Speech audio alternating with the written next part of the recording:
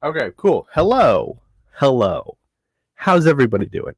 My name is Pete. This is the Ponderings of Pete. As you probably know, is if you're here, you probably know who I am. If you're not, if you don't know who I am, that's crazy because most people don't usually click on 1K celebration videos um, when you don't know who the person is. Anyways, thank you for coming. Thank you for showing up. This is going to be going for a while. um, for those of you who don't know, I do Tetris sprints where I take the Tetris that is behind me and I tear it down and I build it back up. Most of the time, it's because of I have books that are in the Tetris that I'm going to need, and I don't want everything falling down on me because that is a concern. It's not likely as long as somebody is there, as long as there is no earthquake, of course. But it does pose problems when I'm like, I want that book, but you're at the bottom and you're like laying horizontal, and so planning.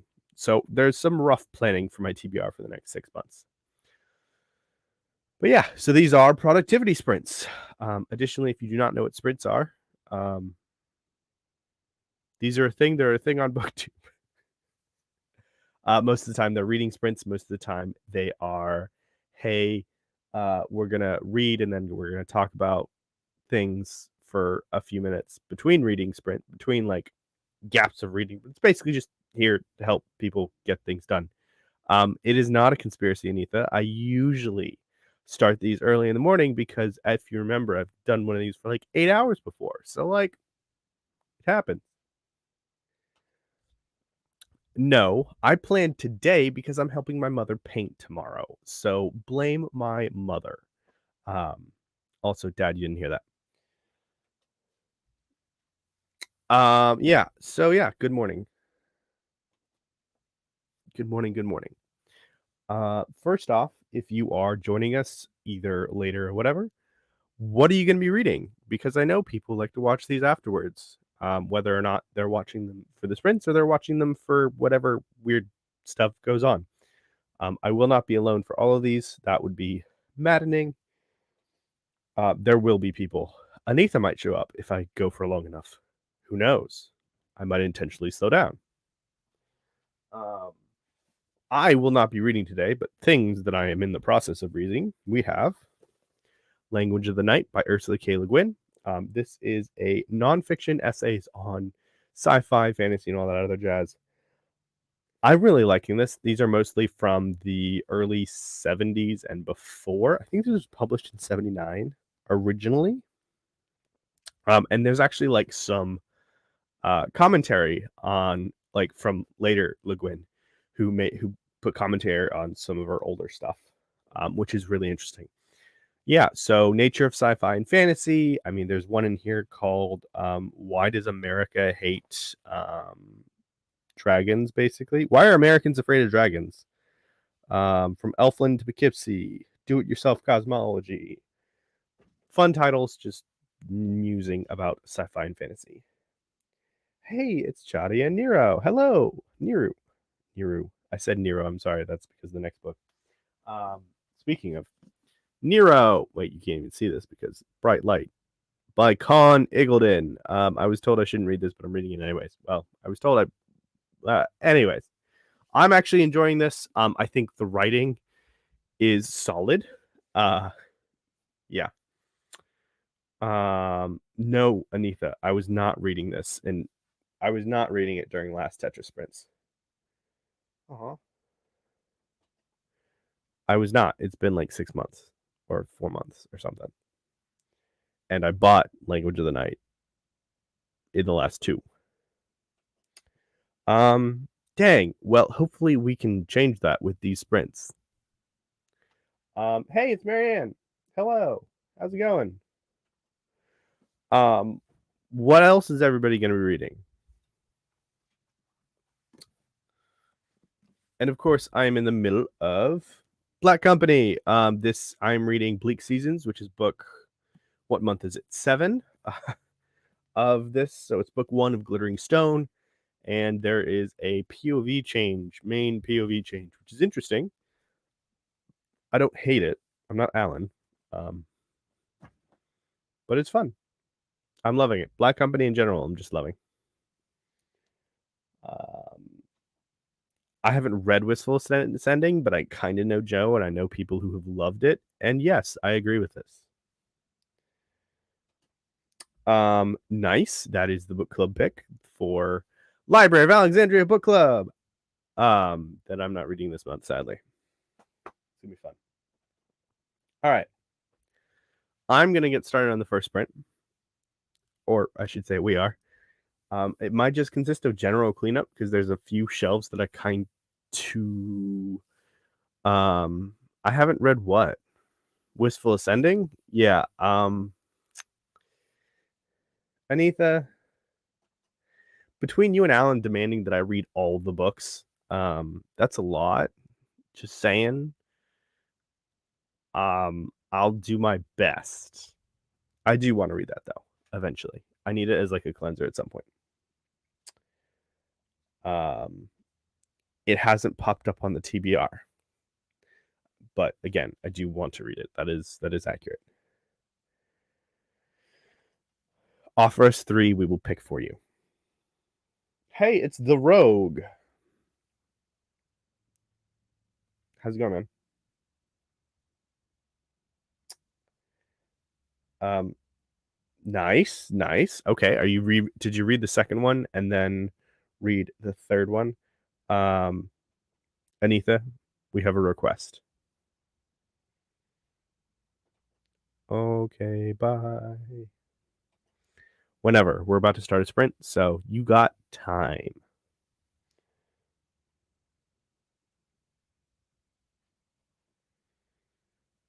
Or just run your own sprint and give the list. Or here's a better option. Write it down. This is accurate. Ah, yes. I think I liked the third one better than most other people. I will say that. I think some people were disappointed in it, and I thought it was good. I didn't think it was amazing, but I thought it was good. Anyways, let's do this sprint. It is 10:07. While we're waiting for people, we should probably do something longer. So let's go to 10:45, or I will say 45. Top whatever 45 for you is.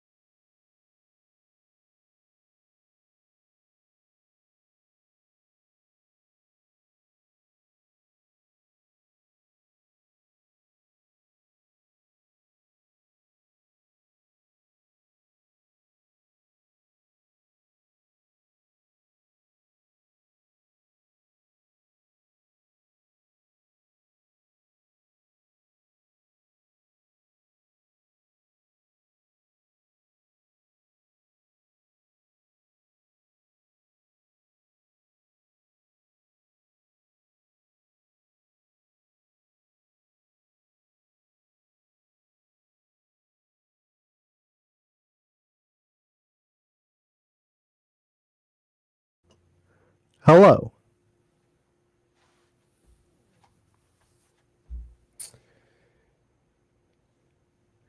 How did everybody's sprint go? We got Ben. Heck yeah. Where is it? Come on. There we go. Work with me. There we go. Okay. We got Ben. We got Derek. Thank you, Alicia. Awesome. We got Kate, who might pop up eventually. We got Derry. Hello. I'm very sorry about the toothache. Hopefully this will do something. I don't know. Good soup. Good soup. What's a Tetris sprint? So if you know what sprints are, like productivity sprints or reading sprints here on BookTube, it's that, but Tetris. I'm doing the Tetris. Agreed. Thank you, Derry. I have no idea. Maybe your body's shutting down and all of the pain meds your body is giving your body is like, let's just take a break because you're not gonna. Oh wait, here it is. Cool. It's true because limited space equals interesting solutions.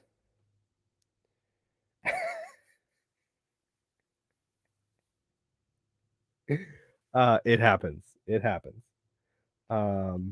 Cool. Making brunch. I need food. I have an apple. That'll probably consume next time, but we'll see. Nice. I have that somewhere. I don't know where it is, but it's somewhere. And it's amazing. Also, did you guys hear about the what's it called?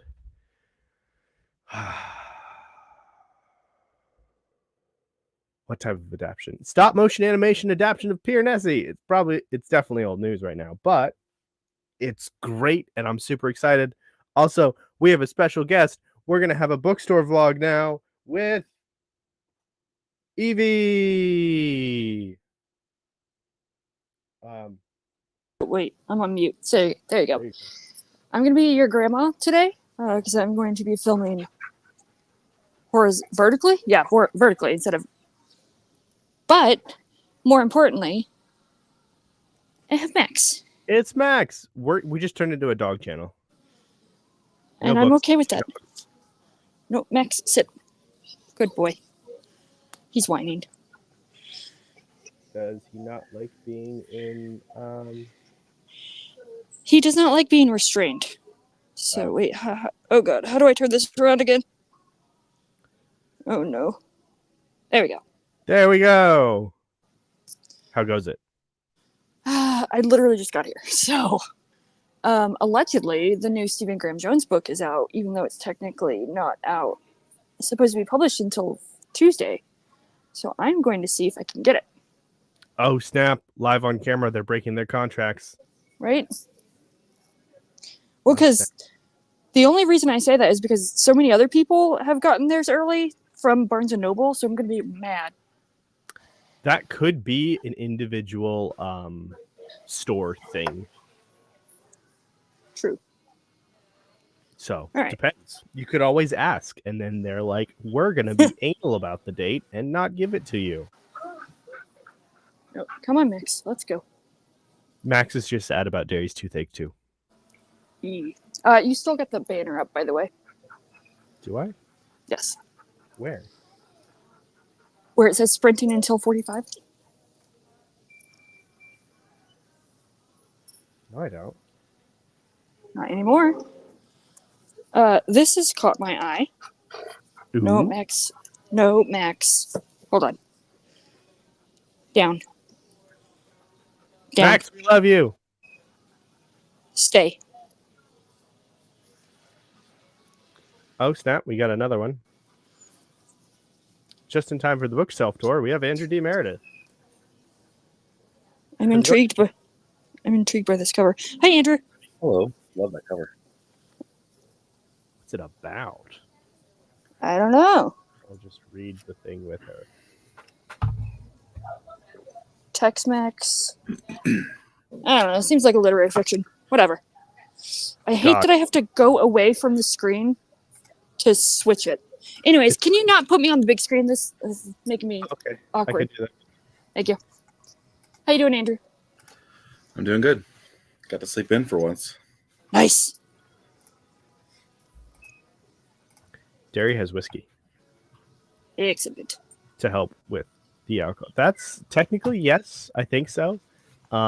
There's also other very suspect ways that you could do it. I don't think. Yeah, no, I'm not going to talk about them though.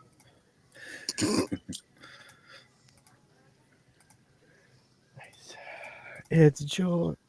No, it's You Max. mean Max?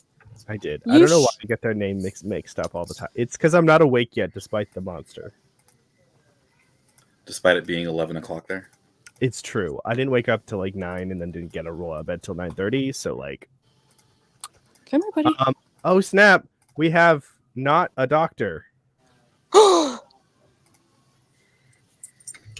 It is much more dangerous to drink with Tylenol than with ibuprofen. Interesting. That's interesting. Good to know. I will plan my pain meds accordingly when I have pain meds, which I don't normally. Where? She didn't say this. Caveat. She didn't say this. Wink, wink. That's great. So what you working on today, Andrew? Right now, I'm actually working on a sketch for an RPG session. Nice. And then I'm going to start writing after that, after I turn it in. It's part of the reason I was late. I had to eat breakfast and do the initial sketch, and now I'm photoshopping all of my paper away.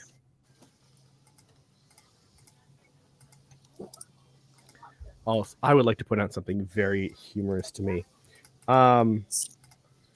So we have Redemption's Blade by Adrian Tchaikovsky, Yeah. which is the first in a series, written by him and some other people, right? Second one, Julianne Robinson, right? Justina Robson, I'm sorry. And then you have the third one, which is Cat and Fisher, Tales of Cat and Fisher. It is a bunch of short stories. Spines look normal, right? Yeah, 1, 2, no number. Wait. Yeah. Go ahead. Then we have Broken Heart of Aurelium by Alex Robbins. With Cinzel font. Which do you think looks more like it belongs in the series, Tales of Cat and Fisher or Broken Heart of Aurelium?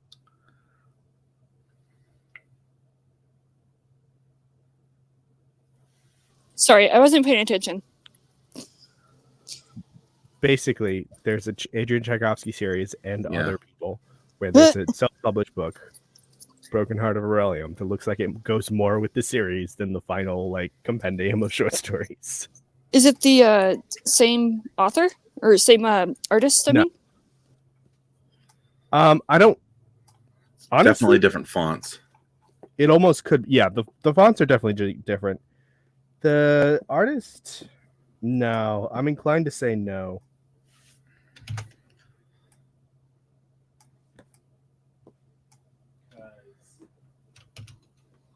If you look at, I don't know, there's like tiny differences between these two. Like they look. I mean, at first glance, they kind of look the same, but when you look down into like what the art style is, I don't think they look the same. But definitely similar color scheme, and then some of the subjects looks kind of similar. But like the way the sky is done, the way the ground is done, the tiny features on the Broken Heart of Aurelium, like the tiny men on the battlefield, are completely different from like the tiny features on the other books.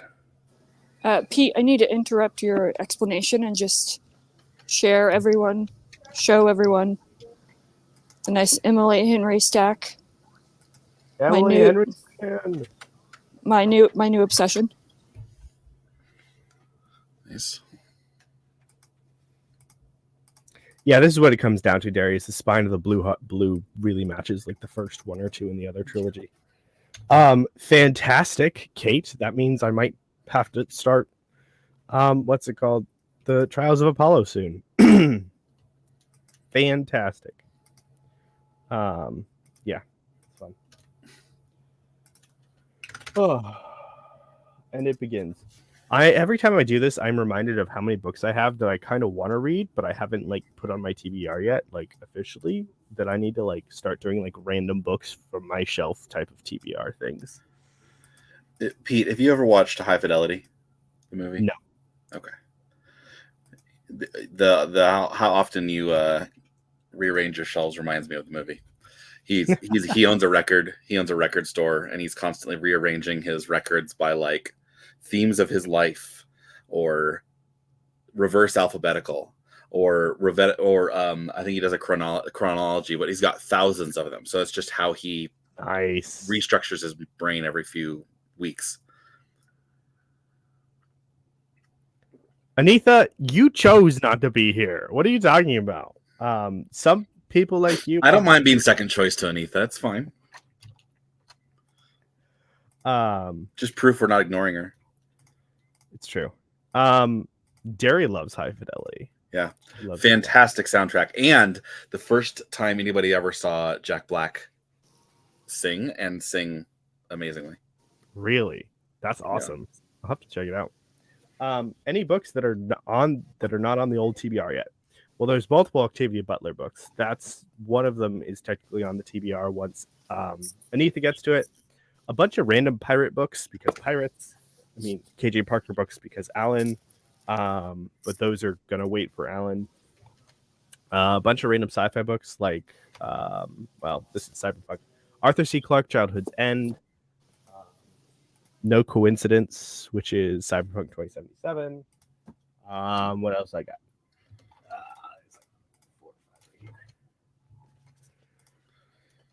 Blackwing by Ed McDonald. IQ by Joe Ides of March. Midshipman Hornblower. Have you read that? Nope. This is books that I'd like to put on my TBR, and I need to randomly read them. It's funny. I read Hornblower in its chronology, but they say you're supposed to start with like book 4, which was its the first publication. He wrote them out of order. Why would you not read it in publication order, Andrew? Because they didn't know. Okay, that's fair. But also, like, Midshipman Hornblower is not the first book he wrote in the series. It's just the first chronologically in Hornblower's life. Okay, cool. I will rectify my mistake that I have not made yet. Yeah. Nice. Yeah, there's a book. It's still good. I mean, people will say definitely start with his first book because that he wrote about it because it's the best book he wrote. But Midshipman and Lieutenant and Hotspur is the third one. Those were all great. Yeah. Yeah, I've heard good things about the naval combat, and that's why I'm really interested in it. Yeah. Cool. Master Sal. Ben mentioned the Sharp books. When he wrote Sharp's Rifles, he said, "I want to write a series of Hornblower on the Spanish Main in the Napoleonic Wars." Oh, nice. Yes, Master Sal, we are getting Tetris and shopping. Yeah, I will let you know. It will probably be. It won't be this month. I don't know. I'll pick random ones. Basically, is what's going to happen probably. I agree. We should bring this bit. Sad news, Bears. By the way, they do not have "I Was a Teenage Slasher" in stock, even though the website says it. They do. Dang. Did you ask? I did. Yep. Okay. Proud of you for talking to a person.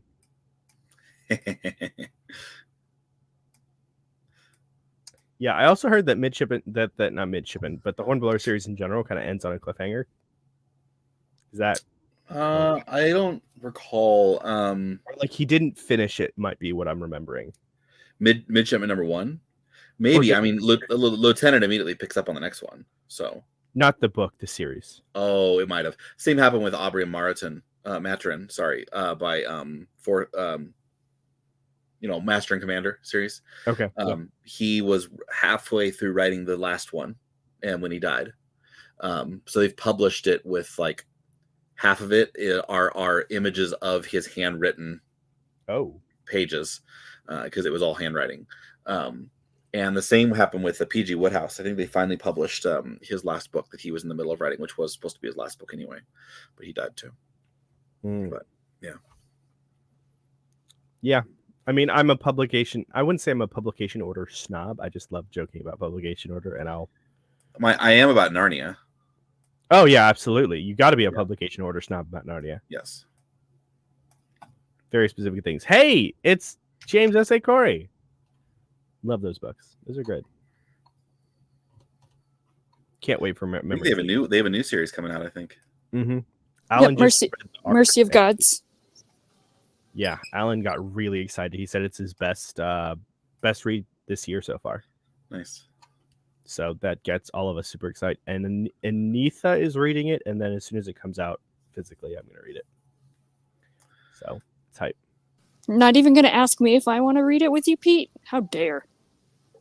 You're not an Abraham stan like the rest of us yet. You're not. You're not. I could be.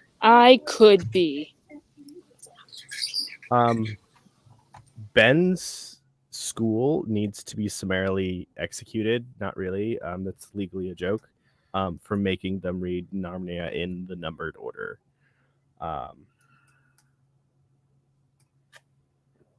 So yeah, I'm very sorry that you were traumatized as a child. If only, I mean, honestly, if you read Lion, Witch, and the Wardrobe first, and then you went to Magician's Nephew, it wouldn't hurt my soul. But the fact that Magician's Nephew is a spoiler for secrets that are in Lion, Witch, and the Wardrobe is the travesty. This is why you are the way you are, Anitha. You read them in numbered order. Yeah, that explains everything. No, Magician's Nephew is the first chronologically, but you're supposed to read them in publication order, which is Lion, the Witch, and the Wardrobe, Prince Caspian, and then did Horse and His Boy come out next? No, then Voyage of the Dawn Treader, then Silver Chair. So it's all the Pevensey stories.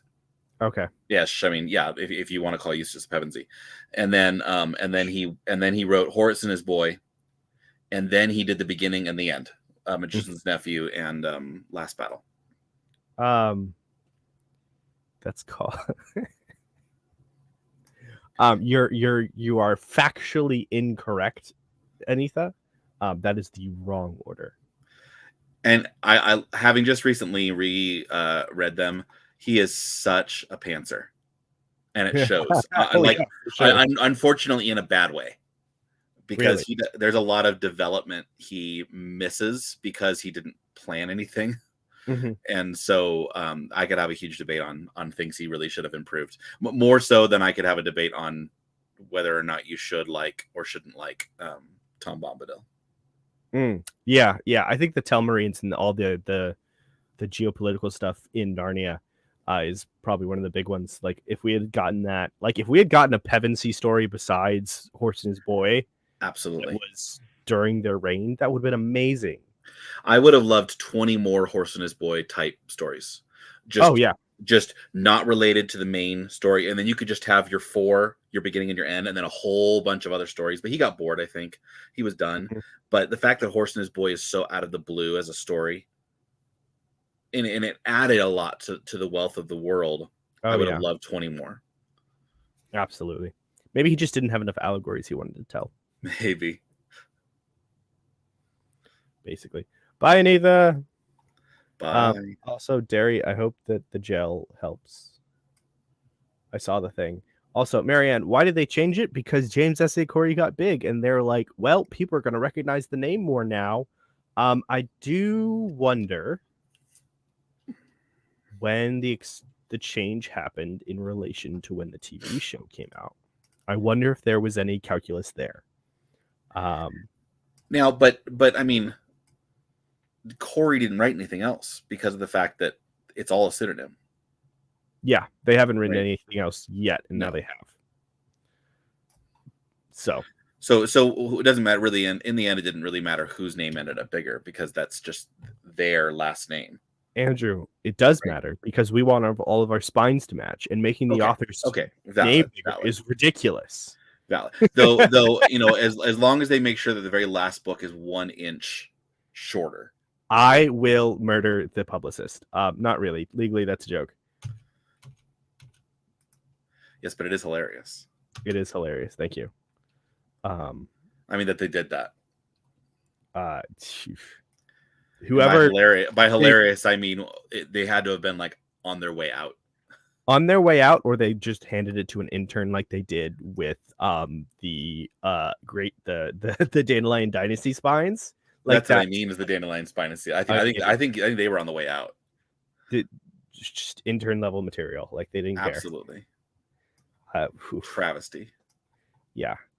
There is a reason I do not have all of my Dandelion Dynasty books next to each other, partially because I have I think Alethea was the one who sent me the arc of Speaking Bones, because she was nice and she's like, "You're probably gonna love this one, and I did it too." Like, and this is after I read Speaking Bones. Yeah. Like, yes, I will treasure this. But maybe you should hire a book printer, like a local book place that can do trimming to trim your books 1, 2, 3, like a 1/4 inch on each side, and get them all to match. Help anything. Did they make their top and bottom margins to no. It's so much worse than that. Real quick, Pete, since you have easier access to a computer than I do, can you look up who writes the oh god, why is Matt King not here in the chat? Is Matt King not here? That doesn't show up. It's starts with an E, the character's name. Eliza? Edna? I don't know. Never mind. Carry on. Forget me. Eliza Locke-Lamora? No, unfortunately. Dad. Okay. So I don't know if you can tell from here, Andrew. No, you can't. When we come back from the next chat and I have the Dandelion Dynasty spines out, I will show you how bad it is.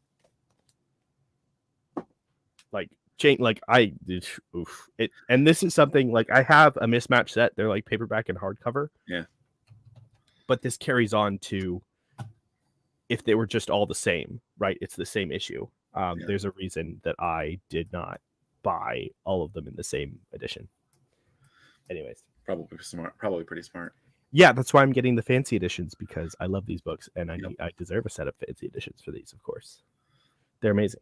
But yes, Rogue, the US Dandelion Spines. All right, we are going to sprint so I can show you guys my pain when I get there. Max, you look very sad and we love you. Just letting you know, Max. He's being challenged because there are kids around and he's being a very good boy and he's not barking at them, but he's being very quiet and just watching them even though they are staring him down, and that makes him nervous. Oh, he gets really nervous, right? He doesn't like kids coming up to him and everything? He had a couple of traumatic experiences when he was a puppy. Aww. And I don't have kids, and I don't know anyone that has kids that would help work him through that. And it's been, 8.5 years. So I don't think it's going to change anytime soon. Well, now there's Atticus.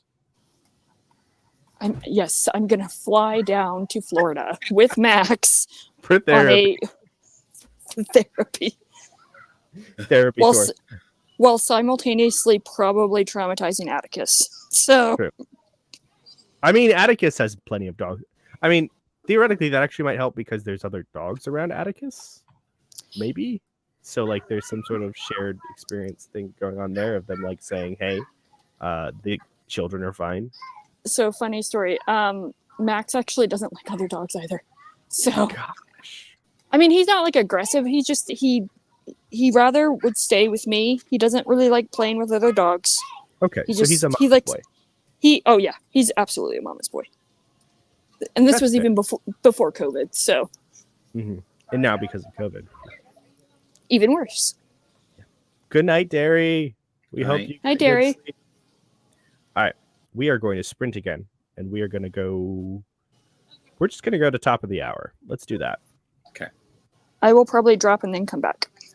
Okay.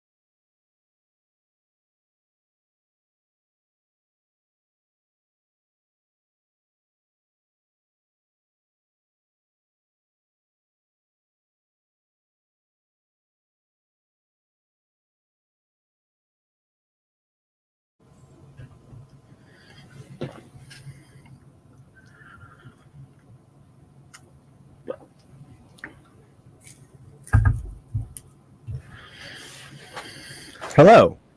Hello. How goes it? Very good. I got the piece turned in and adjusted the brakes on my bike. Nice. It was screaming at me last night, so On the way home from work. yeah. Nice. Yeah. That's always fun. Yeah. What was the problem with the brakes were too tight, and there was rain a couple that it got rained on when it was locked up at work, and so it was just squeaking. So I adjusted those, and we'll see if it changes it. We shall see. All right, let's see here. We had a visit from Andrew, the Andrew Wizard. Who we got? Ian, thank you. Paramita, thank you. Evie sadly did not show us what the food was, or I didn't see what the food was, sadly. No. Though she was eating in front of us, which was rude. Hey, how's it going, Clay? What else? I'm right here, Wizard. Bye, Ben. Have a great day. And Alethea, hello. How did everybody's reading go? How did everybody's stuff go? That sounds like a mechanical keyboard. Sorry.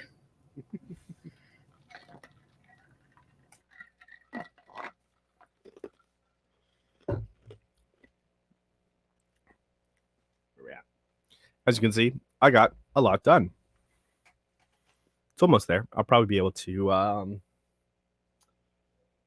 probably get finished tearing it down by the end of the next one. And we have the bed. The bed books are all on my floor / my bed. They are spread out everywhere. Hello. How's it going, Ben? Oh, pretty good. I am in such relief after this burden of this giant series is now off of my back. The Dandelion Dynasty. Yes. Yeah. Oh, I still need to watch your video. Crap. I'm so sorry. Hey, at least the fourth book was shorter. Literally shorter. Yeah.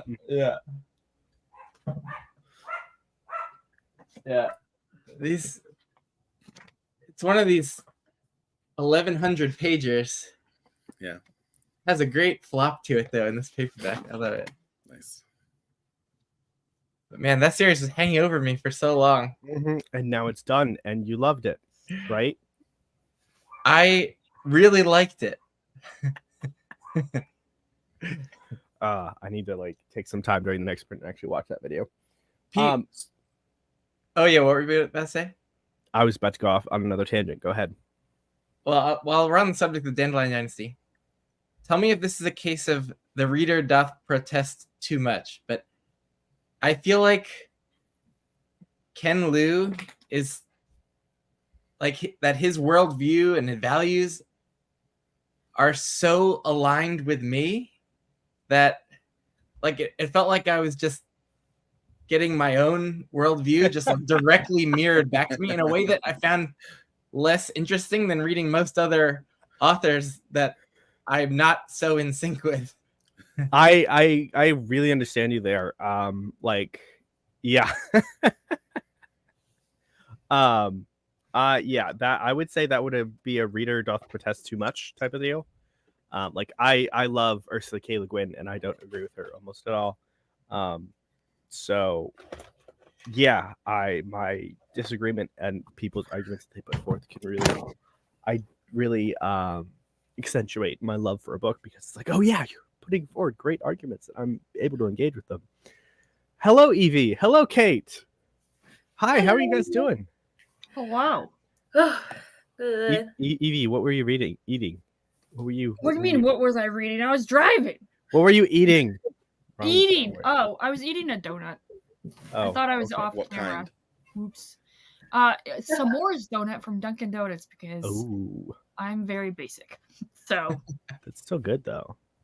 listen, those s'mores donuts are dangerous. The only thing more dangerous is a brownie batter donut that Dunkin' Donuts only ever does during February. I'm just saying. I think I've had that before and it's really good.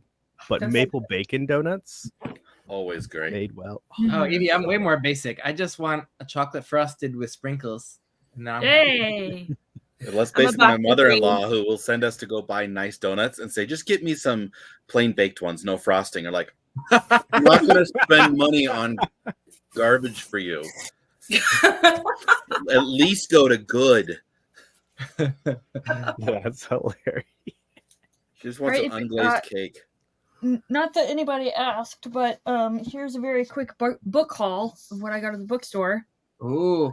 Wait, is that a trade paperback or is that the mass market? It's a trade paperback. Oh, I'm so jealous. I have the trade paperback version, and it's one of the tall, skinny ones that I hate, Oh, really? making me not want to read it. But Yeah. Oh, reader problems. Hey, Dan. This bookmark, it makes me so happy.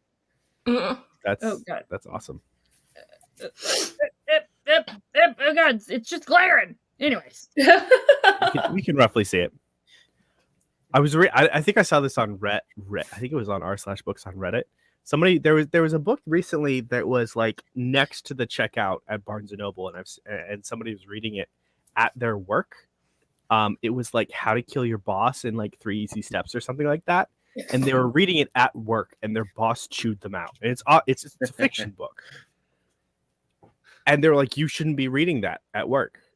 And it might have been anti-work actually that I saw it on, but that would have been funny actually if it was anti-work. Anti-work. It's an entertaining subreddit. Yeah, cool. Dan, what are you reading?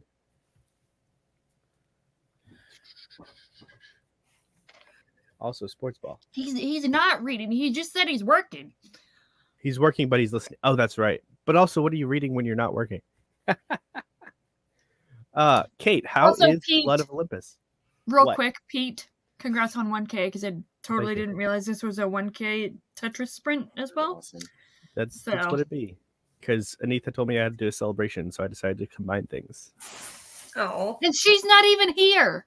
Look, She's pulling the strings from behind the curtain. She's That's the what puppet it is. master of BookTube. heck yeah, Clay's in part 5 of Gardens of the Moon. He's almost done. That's awesome. Wow, congrats on 1K. I didn't know either. Yeah, no, it's been a thing for a while, but YouTube hasn't taken away from it, thankfully. Kate, what are you reading? I wrote during the sprints I'm going to be being productive. I am still putting away a bunch of stuff at my new abode, but I'm reading Blood of Olympus, which is the last of the Heroes of Olympus series by Rick Riordan, and I'm like just over halfway done. So Pete, I'm at the part where you're just actually finding out what happened with Raina and her father. I have zero memory of what actually happened to her father. This has to be to do with ghosts. It's after they reunite with the Hunters of Artemis and the Amazonians. So Yeah, I have vague recollections of that Yeah. specific. Actually, no, I'm past that now. Percy met his sister under the ocean. He and Jason are down there. Nice. And yeah, so it's just I'm waiting. It's going to be like battle from now to the rest of the book. So Oh yeah. There's some good scenes in the end of the book. I'm hoping was it as good as the end of God, no. The Last Olympian? No, not by any chance. Okay, one tried. We tried. I mean, the prophecy itself of the Heroes of Olympus was kind of mid anyways, because I feel like the prophecy was a lot more obvious in Heroes of Olympus than it was in the first series. The first series, the prophecy was like chef's kiss, actually like, hey, I don't know what's gonna happen. And then you look at the prophecy for Heroes of Olympus and you're like, yeah, I know what's gonna happen. Like, this is not interpretable. I'm just excited to finish so that I can look at all the fan art, because I Right? started looking at fan art and then I got a thing spoiled for me, and so I Mhm. stopped. Yeah. But yeah. That's fair. You'll probably get more fan art from stuff that happens in Trials of Apollo. There's like a really big plot point in Trials of Apollo that was recently spoiled for me that I'm mad that was spoiled for me. Oh But no. that was also my own fault. Oh no. So. Is that series all done? Is he done writing it? Um Oh, how many Not books is it? really. So now? if you count all of the Percy Jackson verse books right now, it is at 16, about to be 17.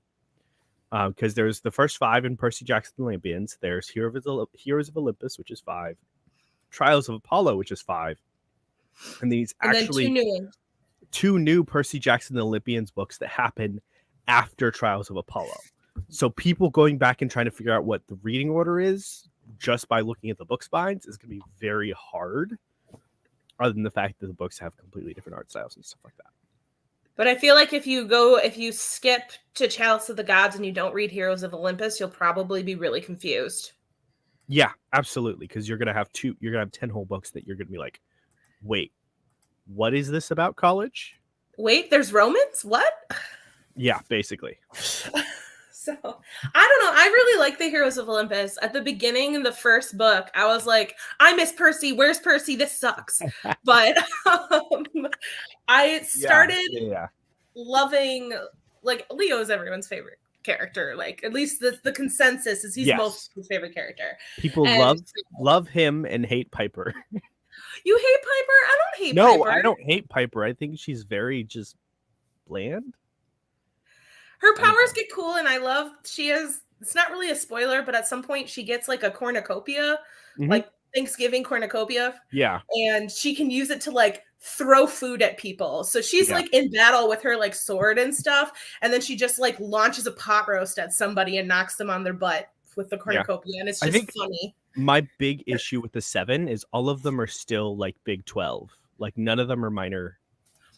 None of them are sons or daughters of minor gods. And that was like the entire point of the first series. And I feel like he should have gone into that and been like, all right, cool. Yeah, we'll take Percy and Annabeth, but like all the new characters, they're not even Big 3. Let's go let Piper as a daughter of Hecate would be like really great. I think that's how you pronounce it. I'm probably wrong. I pronounce it wrong all the time. It's Hecate or Hecate or however you want to say. But instead, she has to be a daughter of Aphrodite. Minor spoiler, but yeah, I think it would have been better if it had been. I think especially with how much Hecate was integral later on, would have been better. But I agree. I think he just got too much into his own formula and didn't think too much. Probably, but yes, Andrew, Percy Jackson. Yeah, it's the continuation of Percy Jackson. Yep, fun stuff. As someone who read Percy Jackson for the very first time as a 32-year-old woman, I still recommend it for adults, and it was still really, really fun. Yeah, it holds up. Like rereading it, once if you can get into the writing style, you're fine. Like the only issue would be the writing style. And I mean, you just have to be like, it's written for middle grade students, so don't have high expectations and like prose wise. So my 10-year-old is burning through them right now. Fun and boring. You take that back, Anita. Anita, you can go sit and read with your cousin. Dionysus is in Percy Jackson. Yes, he is. Your cousin wants to sit and read. How is this This is great. This is a great development, Anita. Now you have no excuse but to break your block, your reader's block. To accelerate it again. That's right. China Mountain Jang and Shadow of the Torturer. Nice. I'm not reading anything these sprints, but Shadow of the Torturer is eventually on the TBR. I have copies of it all. Andrew is calling your name, Andrew. Yeah, he didn't realize I was here till just now. Hello, IDK. Yes, Dionysus is a very large part of the series. It's great. I have way too many books. You go to way too many used bookstores. I totally forgot I picked up a regular MMPB of Swan Song. Nice. That's Can gonna I be lame souls and ask What's that? Swan Song? What is Swan Song about? It's a post-apocalyptic Are there novel. Are there horror swans? Those would be called geese, Pete. Those would be called Canadian geese. I'm still upset I didn't get the Jeopardy question right from Alan's Jeopardy on Swan Song, where he sang the clue and it was about like Cygnus, and I knew like, okay, Cygnus Swan, like I just couldn't put it together. The singing of the clue. Oh, it was so clever.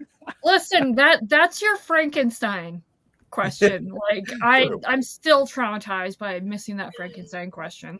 Oh, Or the equivalent of Bookborn's missing her own husband's books twice. You know, 3 times. Three times. That's right. Every single book. Yep. Alethea, I had an ex-boyfriend who was afraid of swans because when he was a kid, one like followed him around a park and tried to bite his junk off. Oh my. And so That would he's like, as an absolutely adult, make- terrified of swans. Just buy him like an athletic cup and he'll be fine. Oh, he's an ex-boyfriend. The swans can bite his junk off now. I don't care. Oh yeah, absolutely. Ben, did you Jump say what through you were time for a hot reading and I second. just missed it? by the Oh way? no, I haven't said.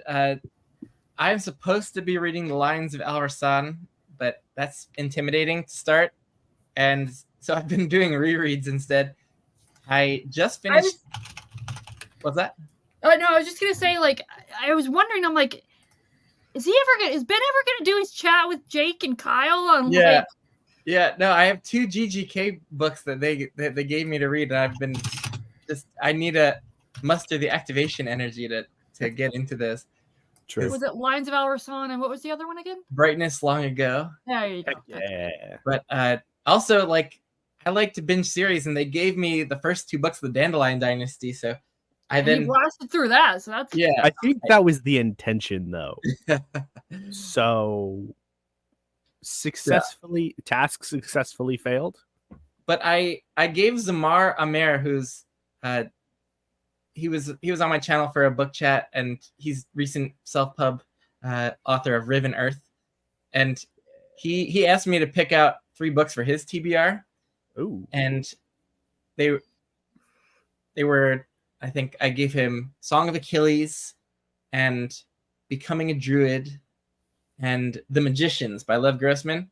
And Nice. so far the first 2 were a big hit, and he started The Magicians, and I was like, oh yeah, I haven't read that in many years. So this is the sequel, book 2, but I am now currently listening to The Magicians by Lev Grossman, book 1, in a bit of a buddy read, and it's one of my faves. nice. That Is the it holding second up so time. far?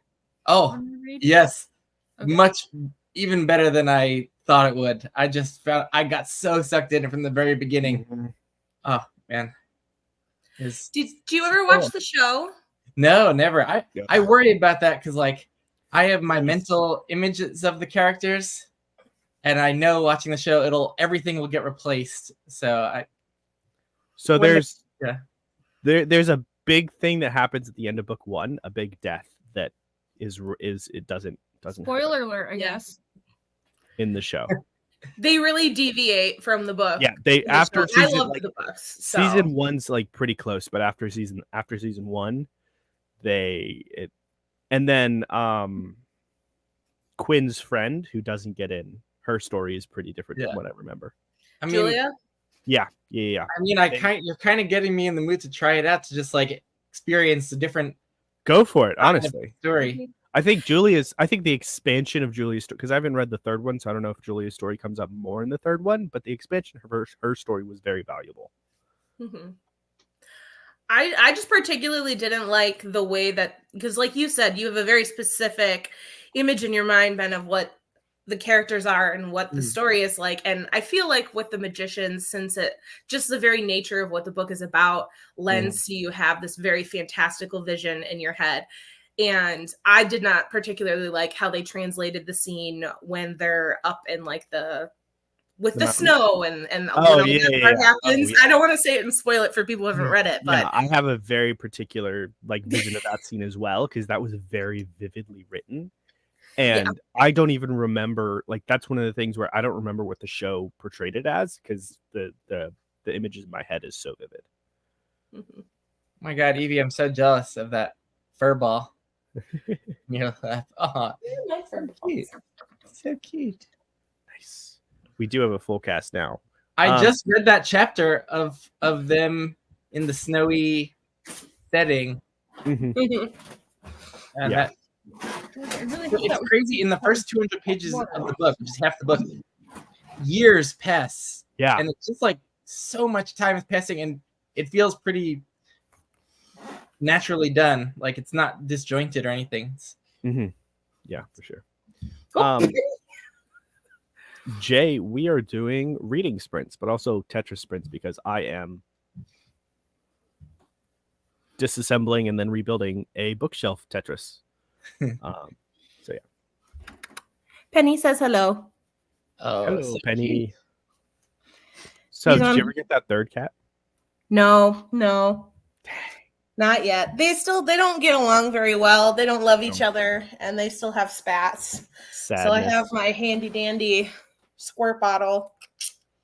For when they're just to make misbehaving. sure, you didn't like ban me from your chat, did you? Because I'm getting error messages when I try to type in chat. Weird. No, I did not. Okay. I will look into that once whatchamadoodle. Once we go on the next sprint. Wait, Evie, what you reading? Oh, I am reading Water Sleeps, the Ooh. 9.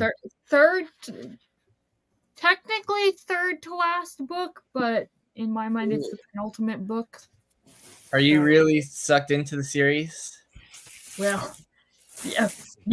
Ooh. So considering it's what, not book 9, book 8, whatever, 9. however many. It's What a hit. series is this? Black Company. The Black Company by Glenn Cook. It's amazing. Stephen Erickson just wishes he could be Yeah. Glenn Cook. Like if I'm you just like, saying. if you Like like, just wishes the he French could do what person- with Glenn Cook? He just Stephen Erickson wishes he was Glenn Cook. Oh, he wishes he was. Yeah. So like, if you like the Bridge Burners, you will infinitely like the Black Yeah. Company more. I did like the Bridge Burners.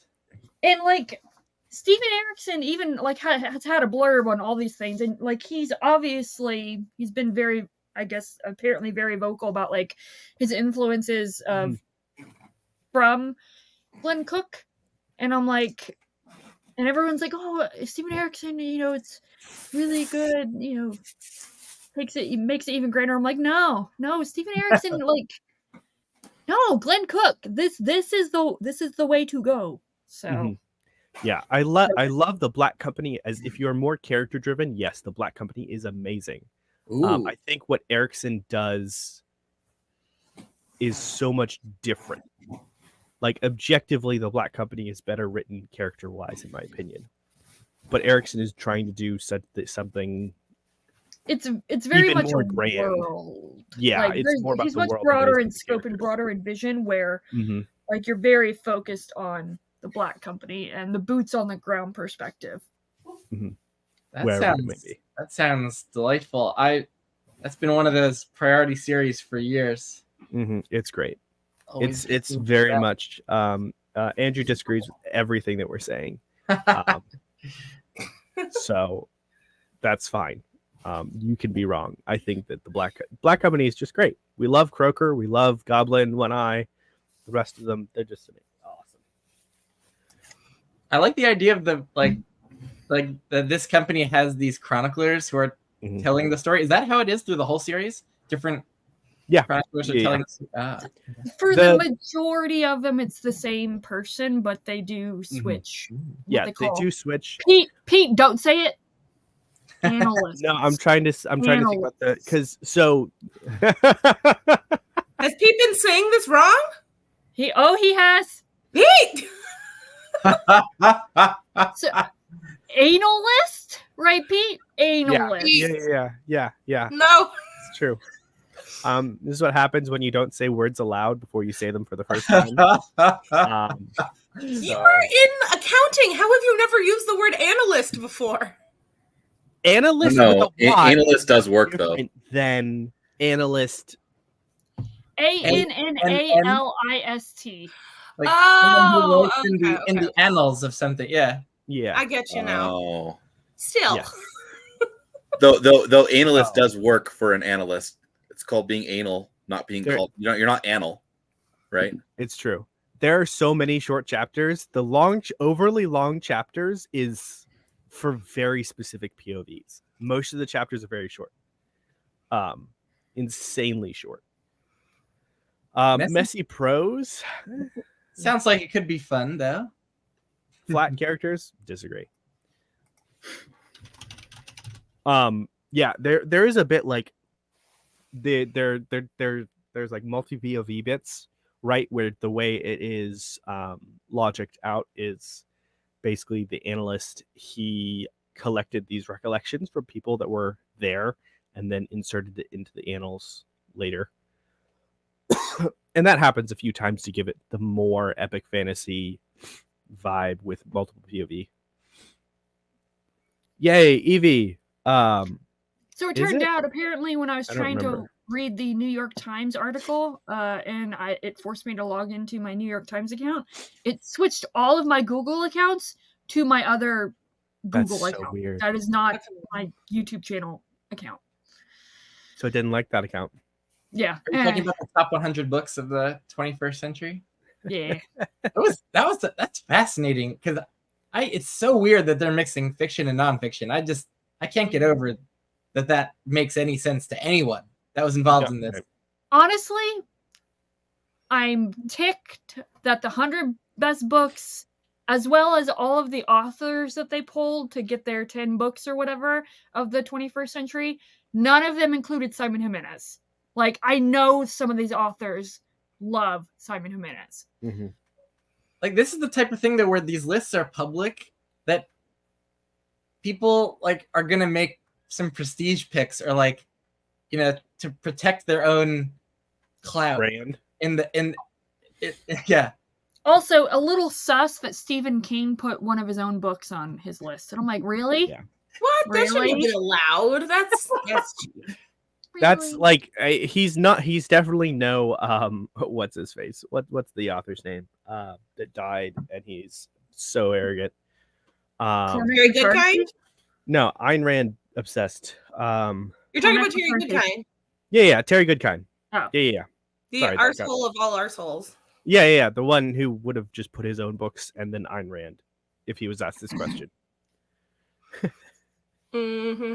Oh yeah, I don't know. I find that I don't agree with most of the top 100 best lists that these like huge magazines and like places put out. I just don't agree with them most of It's the time. because they're mostly non-genre. Mm-hmm. The 5th season made it on there. Yeah, I It saw did. that.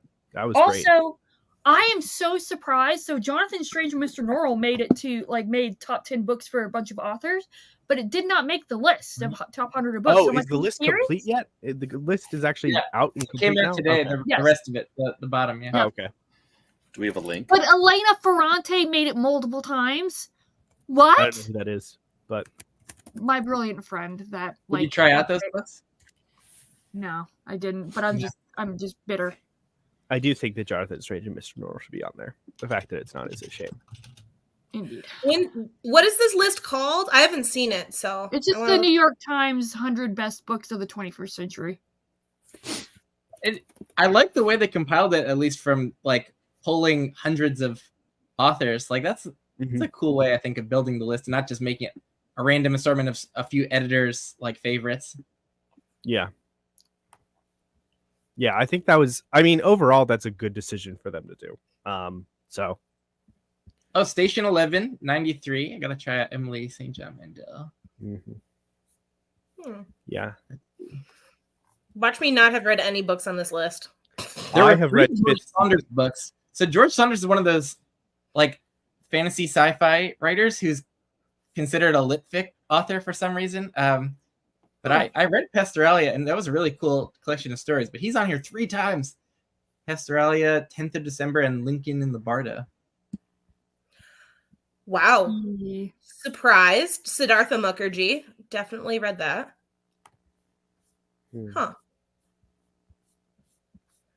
There's a book on here, Septology by John Fosse.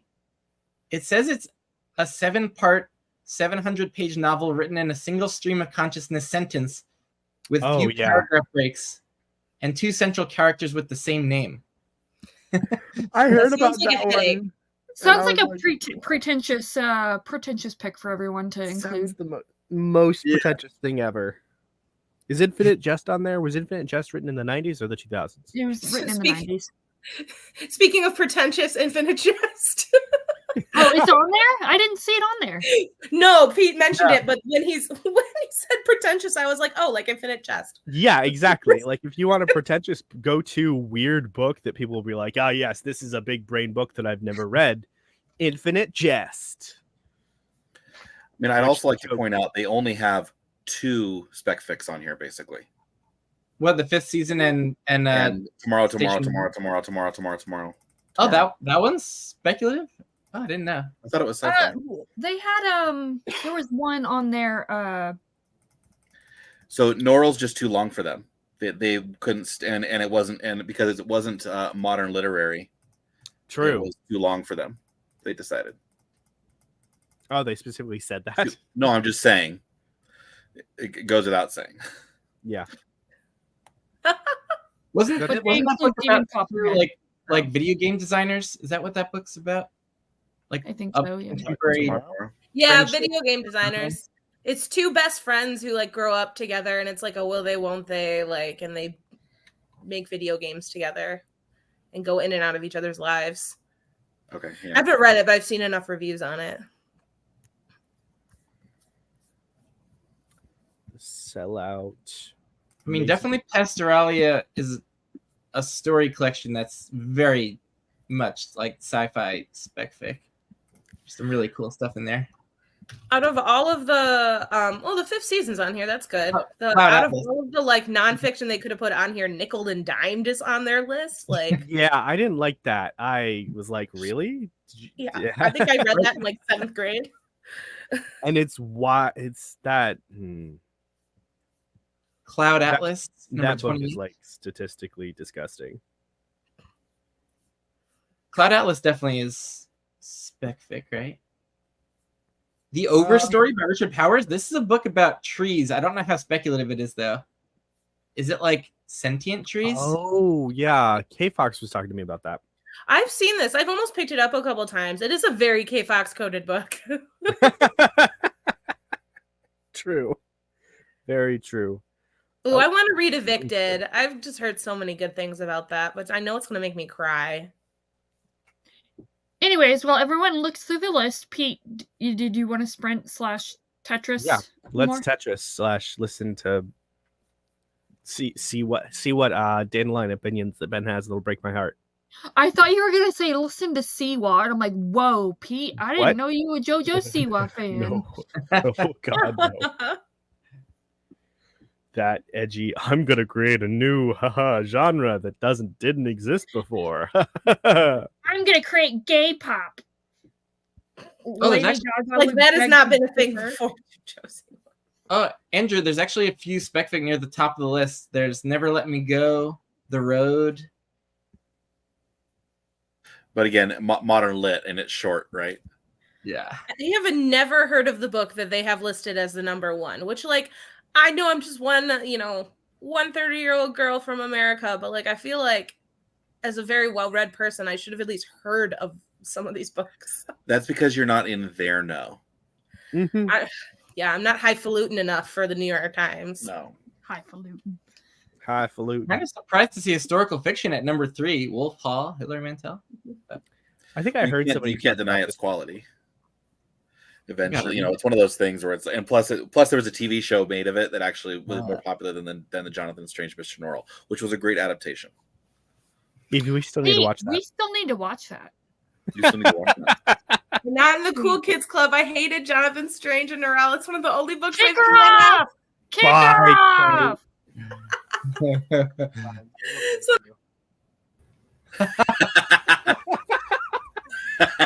Hey, Tori, you're replacing Kate now. Okay, cool. Hi, everybody. Well, I don't know. I saw a comment about JoJo Siwa, and I decided maybe I should leave. No, blame me. We're not fans of the interesting character that is JoJo Siwa here. By the way, I love the Ravenclaw. Wait, what? Oh, thank you. Kate?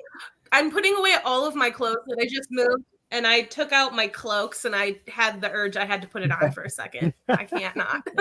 People need to wear more cloaks around the world. It's true. We need to bring cloaks back. Can we Yeah. do that? True Can we story. like make that a thing? Yes. Hey, All right, cool. I'm gonna be dumb and wear mine to the Renaissance Festival this summer. I mean, Even the though it's Renaissance muslin. Festival is the start of it all, right? Why would you not wear it to the Renaissance Festival? Is my I'm question. just- Probably I'm be gonna be like blinking just a hot. pile of sweat by the end of it, but that's fine. but if it rains, That's true. That's true. Cool. What you reading, Tori, or what you doing today? That's a great question. I'm celebrating your 1K, which is super exciting. Congratulations, well deserved.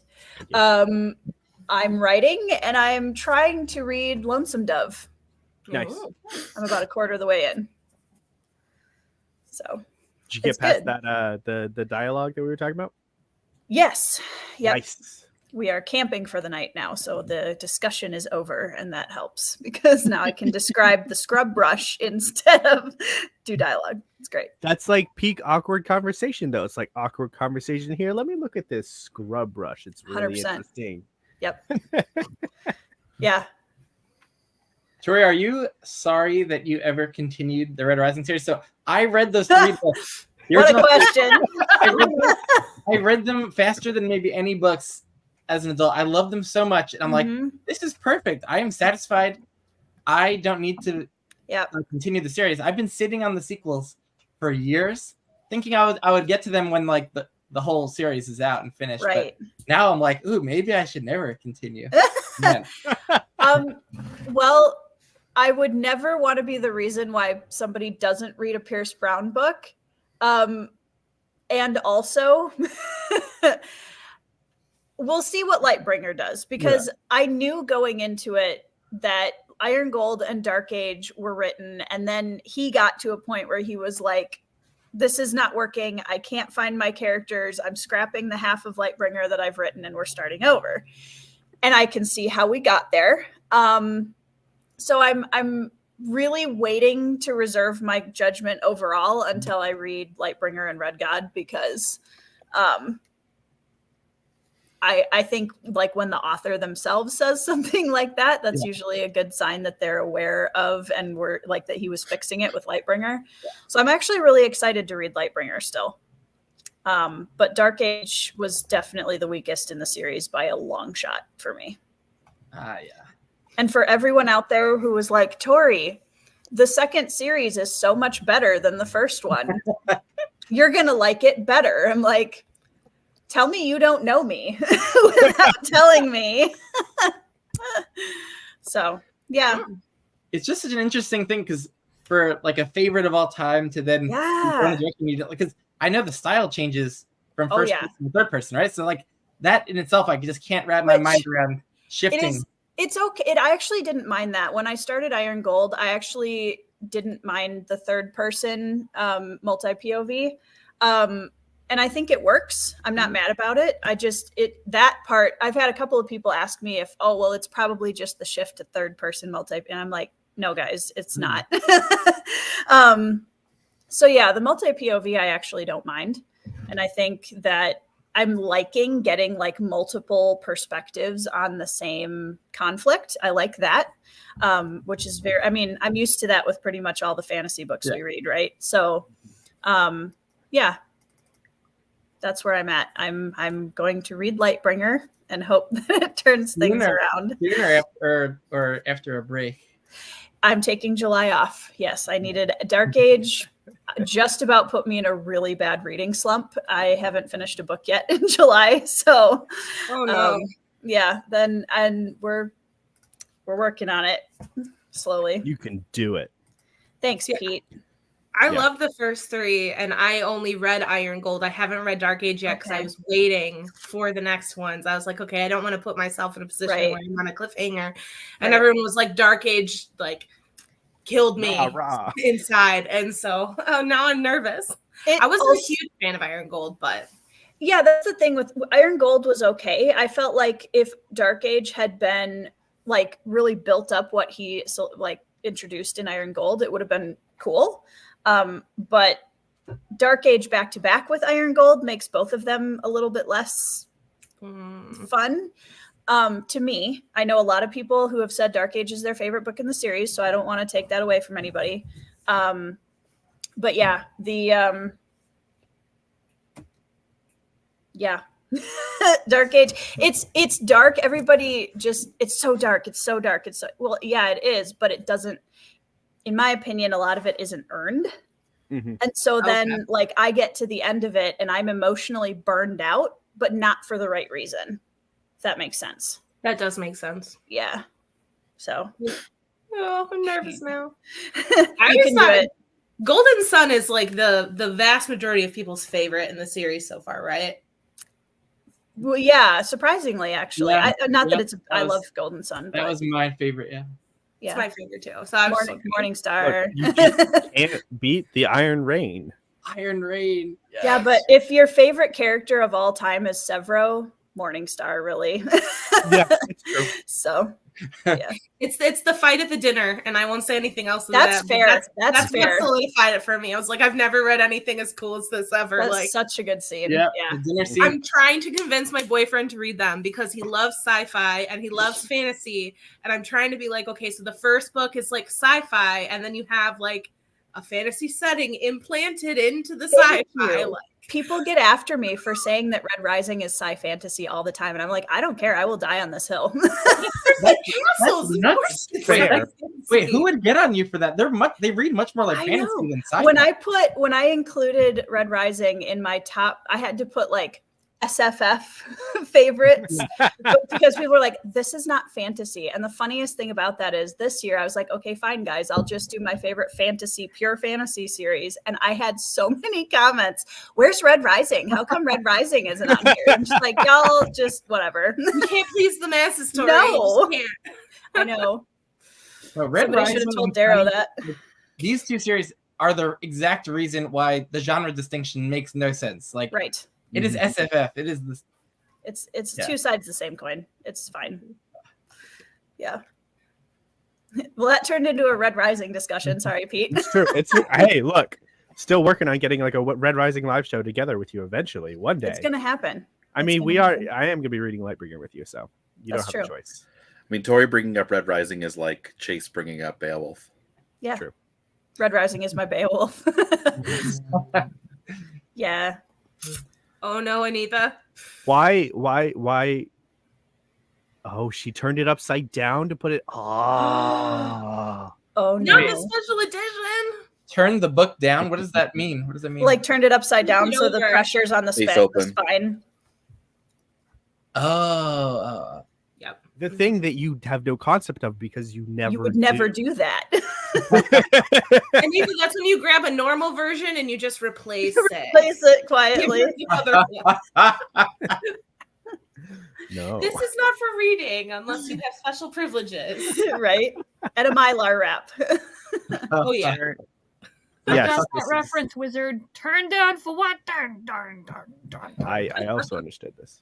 Wait, Okay. hold on. Has everyone just before we take a break for sprinting or sprint? Has everyone seen the Dragon Mage special? edition? Yes. Yes, that Ooh. that. It's Gorgeous. so stunning. Those page you not- hold on. edges. Wait, check this out. Check this out. It's so cool. It's so That's cool. awesome. That's one of the ones that like that came out in like the rapid fire Kickstarter. Oh, That's dope. That's so cool. That's Man, cool. every Incredible. single page of this has a color printing on the edge for both of the paintings. that's so cool. That's so the goat beautiful. of special editions so far for me. From just, I Wow. mean, that's gorgeous. Yeah, it's unbelievable. I want everyone, other authors, to see that. I wonder how much of a cost that added. I Seems like don't it'd be know. really, A it'd be lot. really Well, how much? I guess the question is, how much did you pay for that special edition? I mean, just like a normal Kickstarter, like under 100. I mean, it's faux Nice. leather, so it's not leather bound. Mhm. But That's I'm still really curious. nice. Like this was like a stretch goal that she didn't actually reach, but she was like, I really want to do this, so I'm doing it anyway. Nice. Nice. For her. Yeah. Speaking of special editions, Pete, did you get the email that they're going to start fulfilling the Words of Radiance leatherbound? I did. I'm And excited. I'm so excited because I'm going to be in the first wave this time. Heck yeah! You're not gonna have to wait 3 years.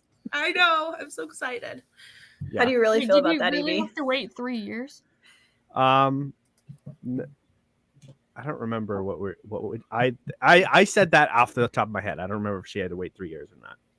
No, I wasn't part of the original Kickstarter because I was dumb and I didn't know how Kickstarter worked. And so I was lucky that I got one of the last signed leather-bound Way of Kings sets off of his website when he restocked them. And then this time Pete and I were like on the internet for like 2 hours, like waiting to get into the next one. So Yeah, basically. and then everybody crashed the server and it took forever. It's true. Yeah. Mhm. That was a party. It But was. what were you saying, Tori? Sorry. Oh, I just asked how you really felt about that. We're lucky that Sanderson didn't decide to do sprayed edges for his leather bounds. Mm. Whew. It would have been even more. Oh, money. that's just next time. Next time. The next. No, he's special not. edition. He's consistent. He's not going to change the design now. I think He'll just have Sanderson- one be a short and shorter. He would never do This is that. hilarious. Sanderson would never do that to us. Sanderson would never betray us. No, not like that. No. As somebody who is like way less bothered about all of my books looking perfect and all the same on my bookshelves, which stresses a lot of my friends out. I'm sorry. I'm so entertained watching the ire freak of, out. yeah, like I can't believe it's like this much shorter, and I'm like, well, yeah, it bothers me too, but I'm just like, whatever, and everybody else is like, no, burn it. I mean, this is why I have a Tetris, so I can have, like a few copies of trade paperbacks of Malazan and a bunch of other mass market paperbacks, and then some other UK paperbacks. Like my Malazan editions are wild. Mine too. So Petrick once made a very salty video about the hardcovers for the Dandelion Dynasty It's because so they good. like reversed the position of the text on the spine, right? we were going to talk about this, Andrew. Let me show you what they did. They didn't just make it like that. They changed the size, but like they did this. Ooh. Ugh. That's wild. Like, Why? What intern Why? did this? Exactly. Yeah, Like, that's pretty bad. I won't lie. And they I also mean, like, it would be the one font thing if it colors was like as the well. paperbacks were all author title and all the hardbacks were Right. title author No. all across the entire board. Then it would just be a. So what I mean, it doesn't make sense, but you could argue that, but they didn't. It's just that they just screwed the pooch on the fourth one. I mean, if we want to get even more pedantic about it, so this is the first three, Beautiful. and in the first three, 1, the font size changes, 2, the logo size changes as well. It's so weird. And the color of the logo changes too, Yeah. doesn't it? Yeah, it turns from gold Goes to from white. gold to- Yeah. Yeah. That doesn't And they didn't bother even me do the at same all. size on the chalice at the bottom. Mhm. Yeah. The logo. wait, The so Saga those Press are all the logo. trade paperbacks right there? Yeah. Wait, but I have a newer Speaking Bones. I think, did that correct the text issue? But They that did. Uh-huh. Huh. That's so funny. Still better than Fireborn. She never released the hardcover version of Fireborn that matches the other two.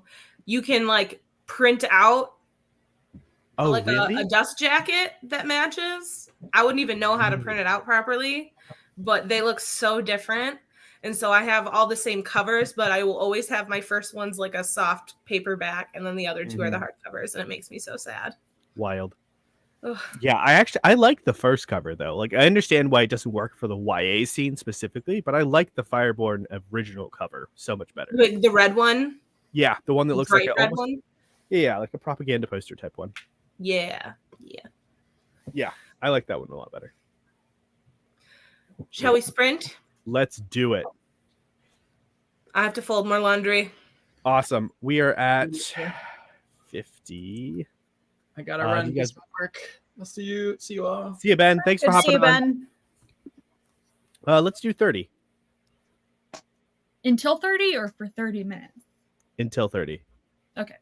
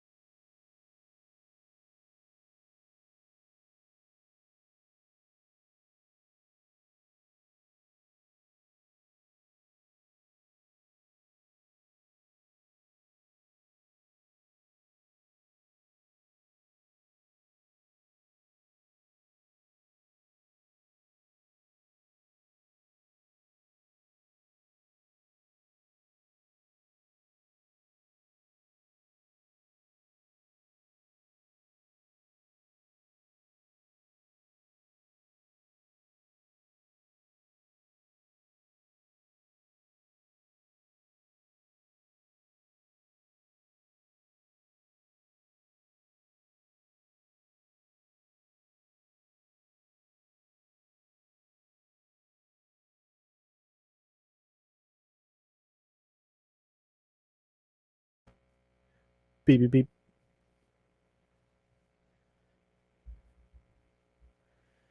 Hello, hello, everybody.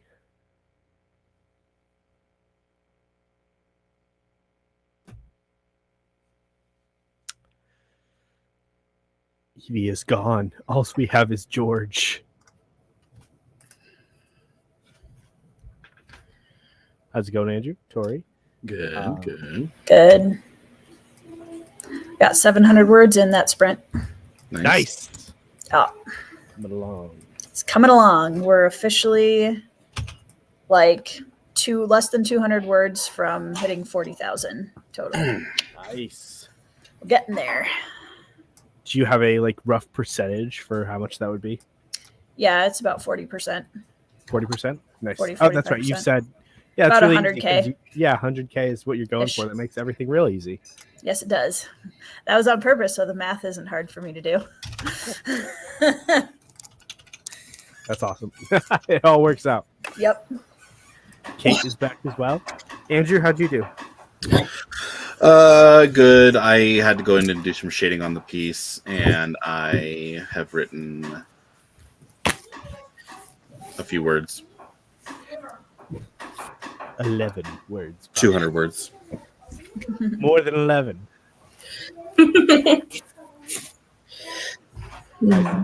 Kate, how'd you do? I am on my last bag of clothes, which is good news because I hate folding laundry. I But understand that very much so. I have to like do the whole Marie Kondo thing where you decide what you're keeping and what you're not. But that's for another day. Yeah, that's how I approach these as well, because sometimes there's stuff like that I'm just like, I'm not excited to read this anymore, or like I'm not excited to have this on my shelf anymore. Which I just did with a shelf over here. I had a bunch of like older books that I'm like, I just got these because my dad was like, here's an old book that smells nice. Here you go. And I'm like, okay, cool. And I'm just like, I don't want these on my shelf anymore. And I have other things that I can put there. And then purging some Neil Gaiman stuff that I've read. And I'm just like, I have less and less desire to reread this. So I'm going to take it off. Stardust is one of my all-time favorite movies, and I have always told myself I was going to read the book. I loved Ocean at the End of the Lane, and I'm deeply saddened. Yeah. Deeply saddened. So, I haven't quite made up my mind if I'm going to get rid of my copy or not, but I just I think I'm going to keep my copies of The Sandman because I still do want to read those at some point and might continue on with the series if it's good enough. I think I can sufficiently divorce that from him for a hot second. But the other stuff, it just makes me so sad. I just like, I have like a list of celebrities or like authors and like creators, I guess we'll call them creators, that I'm just like praying, hoping, like, please don't come out and like find something bad about them. Like I found these pics. I've been going through a bunch of old family photos from my grandpa's house. Those of you who don't know, my grandfather died this past year, and so my family had to sell their house. So we've been going through like literally photos that go back to my mother's childhood and then like beyond. Like we have homesteading photos from our family's dairy farm in like the early 1800s. But like I found the pictures of me meeting Bill Nye, and I was like, if anything bad comes out of Bill Nye, my life will be over. Like my heart can't take it. Yeah, I understand that. Hello, Kat. Anitha, good job. Where's the cooking stream that you promised us? That's my question. You promised to come on here and show us your cooking, and I am saddened that you have not followed through on your promise. Nice, Alicia. Where did you start? Kai, thank you very much, sir. I wouldn't say that you're in high spirits. You might be in high sprints. I'm in high sprints for sure. Yeah. Less of the high though, in terms of like, literal.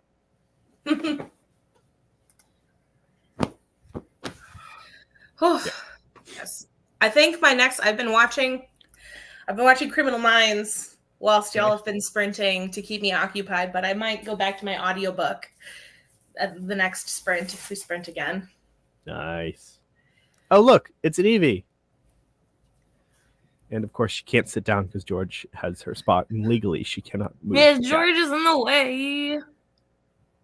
George has her Can't move the cat. her appropriate spot. Yeah. Sorry, I'm late. Come back. How dare you? I know, right?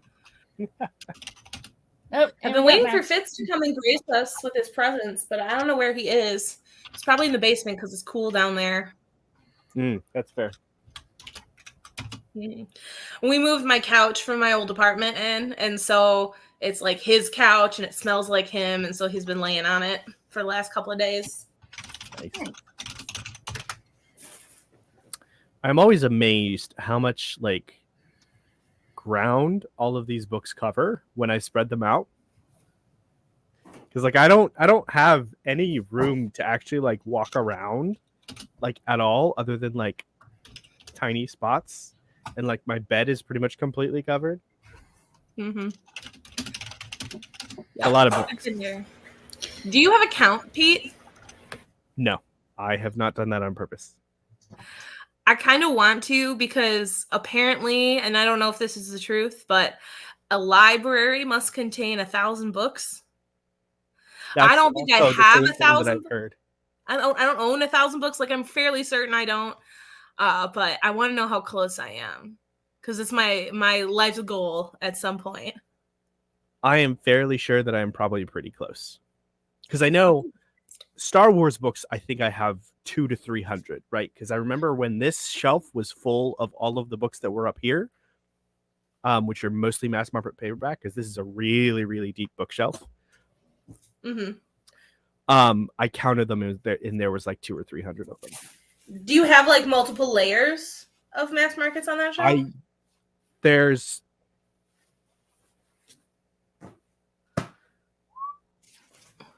okay. Yeah, so I got like those. So all the stuff that's up here was on this shelf in like multi-layered, and I decided to take that out. So there's just like this deep cubby for stuff here. There's mostly just one layer, and then some stuff on the side and some stuff on the side on here, like this. So this is, you can mostly see everything theoretically if things weren't in the way. Evie, I'm not gonna lie, I was really hoping that you'd kind of pulled a McGonagall and just turned into a cat. Alas. She's got. Oh wait. Or at least Jonathan Strange, and Right. Jonathan did it to you. It would be on brand for you, I feel like. 100%. I mean, I wish I could turn into a cat, because if George is any indication of cat's life, she's got it made. Like, also Marianne, yay! Titus Grown, you should read that now. When people are like, if you could be an animal, what kind of animal would you be? I have two answers. One is a wild horse, because I was a horse girl. And my second answer is specifically the cat from the Fancy Feast commercials that gets to eat out of the crystal bowl. Like that one, that particular cat. Not like a street cat, but that cat. I would love to be a fox if I had a choice. Arctic fox or one of the other types of foxes I don't know off the top of my head. Red fox. Just any type Urban of or roughly or less or rural? I would say like suburban. And the advantage of fox is that you get to be a dog and a cat, basically. Exactly. Yeah. Does anyone else, or have anyone heard of Juniper Fox? It's like a social media. Instagram. Yep. Yeah, I follow her. He's or him. Is it a boy? I don't know. She has a bunch of foxes now, and she actually has some possums. I love She just rescued a raccoon that had its like nose/lip like injured or whatever, so it's recovering. Yeah. That's so cute. If I could, I'm one of those stereotypical like white girls that loves all like the animals we're not supposed to adopt. Like I would have a possum so fast. I think they're so cute. I love them, but I had rats, so like the tail doesn't freak me out. Yeah. So I think they're cute. I get that. I love rats and bats and all of that. It doesn't bother me at all. My rats I had this really big reading chair, like one of those huge chairs, and I would sit there all curled up, and my 4 rats would sit in like a ring around my neck and just cuddle with me while I read, and they loved it. That's adorable. I almost ate a bat a couple nights ago. Oh, I was biking home and went under the bridge, and it's always flew on the by the bikes. headlight and just right by my face. That almost happened to me a couple times. I live in Michigan, and we have this place called Mackinac Island where you can't drive cars, and so you have to ride bikes everywhere. And they just like, but before bat season, there's bugs everywhere, and so you have to like wear something over your mouth when you ride your bike so that you don't like eat a whole bunch of them. So we love the bats. Mm-hmm. Oh, Bats Baby and goats are spiders awesome. for eating all the annoying insects are great. Yes. I'm trying to get over my arachnophobia and not kill spiders on sight. Yes. So I like have to be like, okay, chill out. They're okay. Catch them, put Yeah. them outside, or leave them I mean, alone. it's worth looking up what are the dangerous spiders in your area, like, and knowing what those are, right? So your reaction is, oh, you are friend. At least that's how I did it. I didn't really have arachnophobia though. I just was like, you know what? There's this general, like, not fear, but I had an apprehension towards spiders, and I was like, I don't know if you could kill me or not. Let's find out. Maybe your apprehension was warranted if it was a deadly one. We have like But they weren't. brown recluse here, and we have like the black widows. Yeah, so we And have wolf brown recluse, black widows, and then wolf spiders are kind of an iffy one about whether or not it can kill you. But knowing what they look like made me much more comfortable just looking at spiders and be like, oh yeah, you're fine. Lucas the spider has gone a very long way to make me like spiders more. That little like animated Lucas the spider. Yeah. You know what I'm talking about? I love him. Evie's not convinced. No. I still don't jam with snakes. I can't. Oh, I no. love snakes. I've been trying to convince Aaron to let me get a snake, and he's like, no, no, no. So my thing is like, I'm trying with the spiders, but like, if it has more than 4 legs and less than 2 legs, unless it's like an amputee or something, I just can't. Like, it's just my whole body is just like, no, absolutely not. They just freak me out. Wonderful. I have a incredibly intense phobia of snakes.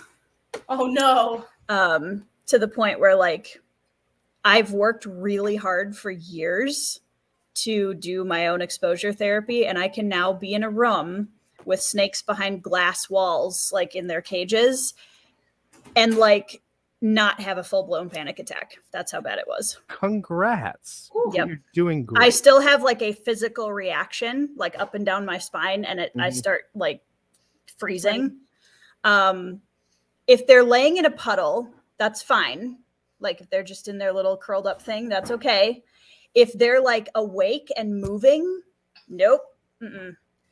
So the reptile house at the zoo is a no-go for you. No, absolutely not. Fair enough. Which it's several people have pointed out the irony of the fact that I'm a Slytherin. Yes. You are not the heir of Slytherin, for sure. That's true. Well, snakes seem to like me, so maybe it's just one of those things where, like, I don't It's like cats, them. Tori. It's like cats. They always go to the people who don't like cats. Yeah. And snakes know they don't know you don't like them, so they've decided to make you their project. Like, I'm You're sure They're trying to that help you, Tori. They're trying to help. I'm sure that this will get me canceled off of YouTube, but I actually have killed one before, so A snake. Wow. with a shovel in my barn. Nice. That's how you do it. Yep. So my mother is definitely afraid of snakes to the point where, so back home, we just had like a black snake, you know, huge long thing, like probably Just a like black mamba, no big deal. Yeah. No, it wasn't. It wasn't. Is it like Venomous. a bull snake or something? Venomous. There you go. Yeah. It was like 6 feet long because it was like covering more than half of the road, and it was just trying to cross the road. The poor thing. Sure. Yeah. And my mom had plenty of room to, you know, go around it. She literally swerved to the other side of the street to run it over. Screaming. Okay, I'm not that mean. If they're doing their own thing away from me, that's fine. Like, just don't come in my general sphere, or things will not go well. In my defense, the snake was by one of my barn cats. Ooh, yeah. Yeah. And Defense. so I was like, no. Did you so Tori, as a part of your exposure therapy, did you try to educate yourself on like the behavior of snakes and stuff like that? So Nice. I actually do follow a couple, like it was to the point where I was afraid to scroll social media because if I saw a picture of a snake, I would have a reaction. Oh. So I'm actually better now. Like I follow a couple of people on Instagram who have like the really tiny, like Marshmallow. I don't know if you guys know Marshmallow, the little hognose snake, like tiny. Oh, like the And- cool snakes and stuff. Yeah, so like I've worked really hard to like get to a point where I'm not having as much of a response to them. If they're behind a cage, I do a lot better. If there's one out, like I can't be responsible for my reaction to it. Yeah. But yeah.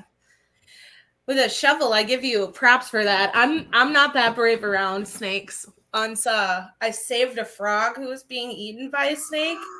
They were in a ditch and it was like halfway in the snake's mouth and his front legs were out holding onto this like stick, and this frog looked up at me and he just was like, save me. And I was like, okay, I have to.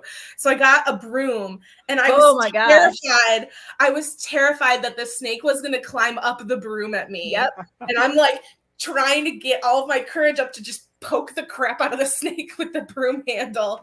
And I had to like do some pace breathing. The bright side, Kate, is snakes can't climb. So they can't slither up the pole? I was Not on trying to top make a of it. stupid joke that they can't climb because they don't have opposable thumbs.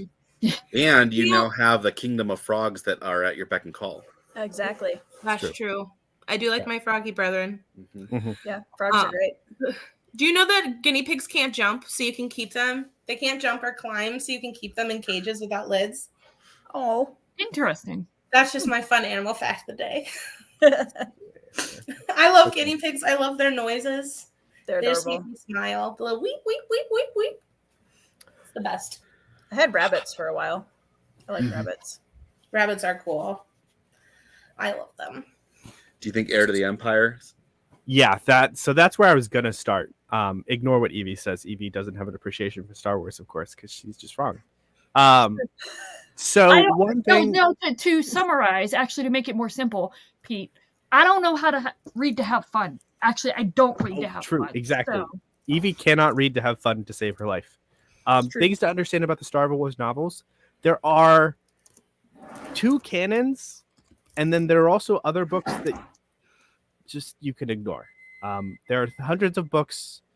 Read what sounds interesting to you, honestly, right? Because you could be like, I want to read about dogfights. Go read the X-Wing books. I want to read about something that feels like it could have been a sequel series.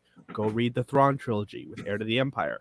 I want to read about weird Jedi stuff or just like the New Republic. There's a lot of stuff about that. I mean, you want to read about an alien invasion from outside the galaxy? There's a 19-book series that comes in and completely changes everything with Yuzhan Vong. New Jedi Order. Yuzhan Vong, yeah. There's a lot of stuff. You want to learn, you want to read about Han Solo and Leia's kids. That exists. Depends on the canon, though. There's a lot more stuff in the Legends canon, which is basically everything that was written before Disney took over. And then there's the new canon. And I will say that the new canon does an excellent job of creating their own stories, creating stories with new characters, and kind of staying away from our big 3 post Return of the Jedi, right? Because a lot of the stories in Legends are about Han, Leia, and Luke. If you're looking post Return of the Jedi. In the new canon, they do a lot more stories like Alphabet Squadron, and they do some things about Stormtroopers, the Aftermath trilogy, stuff like that. That is all like, hey, let's look at everybody else. And I think they do a really good job with that. I haven't read all of them, but I like the variety that they have put out. There are a bunch of Clone Wars stories. There's a bunch of there's stories. There's like younger stuff. You're asking about where to start. I think if you want to start with like more legend stuff, which I think is better so far, for very specific reasons, I think Thrawn trilogy is an excellent place to start. It kind of reads like it's a set of sequel movies. It's got Han, Luke, Leia. It's got its share of plot conveniences and stuff like that. Like that's there. Like these aren't amazing books. Anyone tells you they're the best of literature is biased. We'll just say that. But I think they're excellent for if you really just love Star Wars. Pete, what's your favorite Star Wars book? My favorite Star Wars book? Probably Darth Plagueis. So Darth Plagueis takes place before and during the Phantom Menace, and it's about Palpatine's master and Palpatine's rise to power. I think it does an excellent job of fleshing out a lot of the politics around Phantom Menace and gave me a new appreciation for it.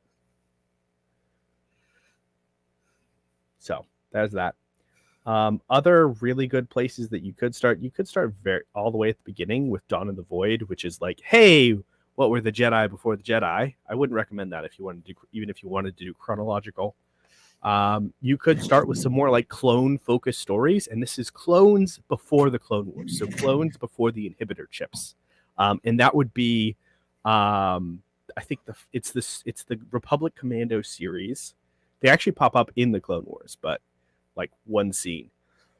I think they start with True Colors is the first one, and it goes from there until after episode 3.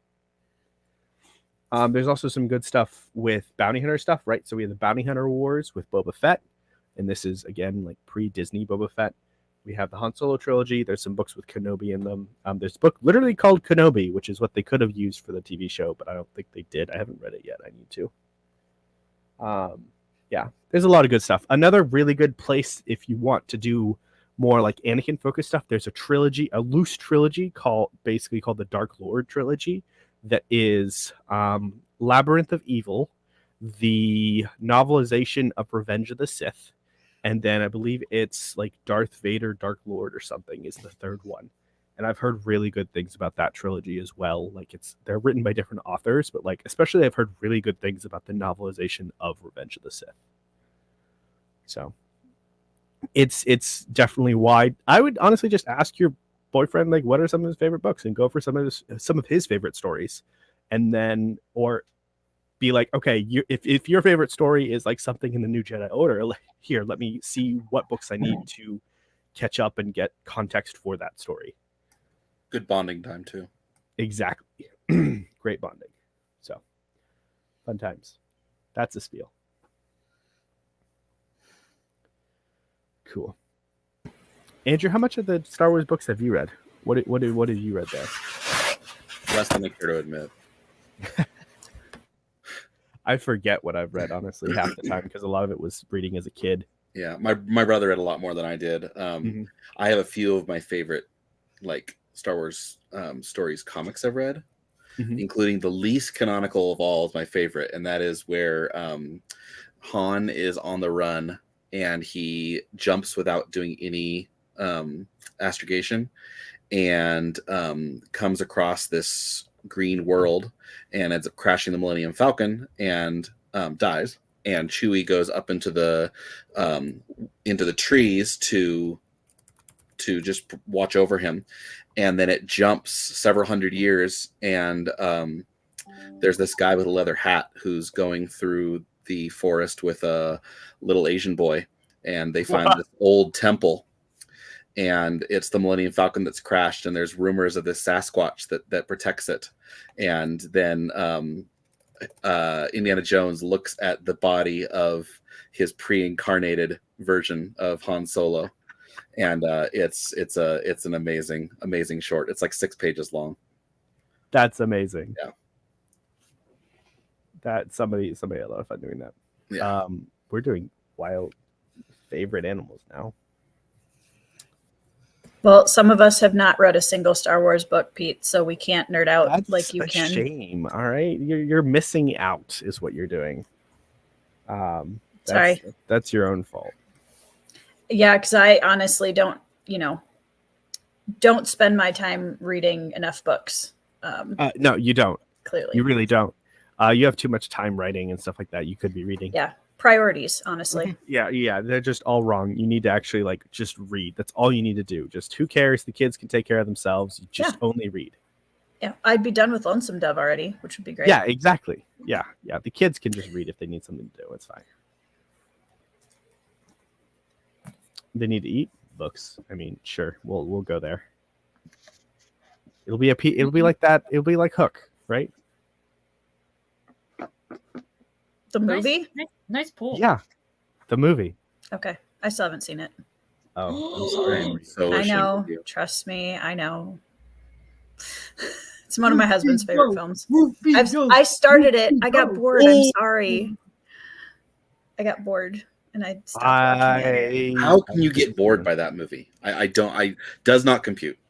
Look, as someone who routinely has been getting bored at movies because I just don't feel like I have the attention span for them, I understand. Yeah, see, that's It's not about the movie, it's about the person and their flaws. I do want to go back and rewatch it. Yeah. Well, we can do a watch at Christmas time, Tori. Okay. Yeah. Breaking Spines. I have been watching it. I am currently updated. I think it's very mid. I don't think it's awful, right? I think that a lot of people are knee-jerking it and they need to chill out. I think it has some standout moments. The dialogue is pretty bad. But overall, it's kind of just mid. Like, it's not terrible considering some of the other stuff we've had, especially. But it's not like, I would have completely. This is one of those things. I'm just like, I look at it and I'm just like, I would have written this scene so much differently to show more. And then like episodes 3 and 7 were basically the same thing. I'm like, could have done that differently. And I've heard some stuff about the production of them, like the powers that be splitting episodes apart because they're like, we should make this 2 episodes when it should have been 1, and some others, or they were shot as 1 or whatever. And I'm like, we love the powers that be.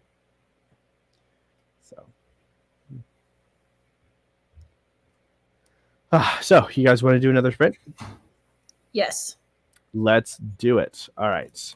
It is 57. Let's do. Yeah, it's not as bad as Boba Fett. I would say Kenobi was worse to me, but I have very specific issues with the writing of Kenobi. Let's do 45.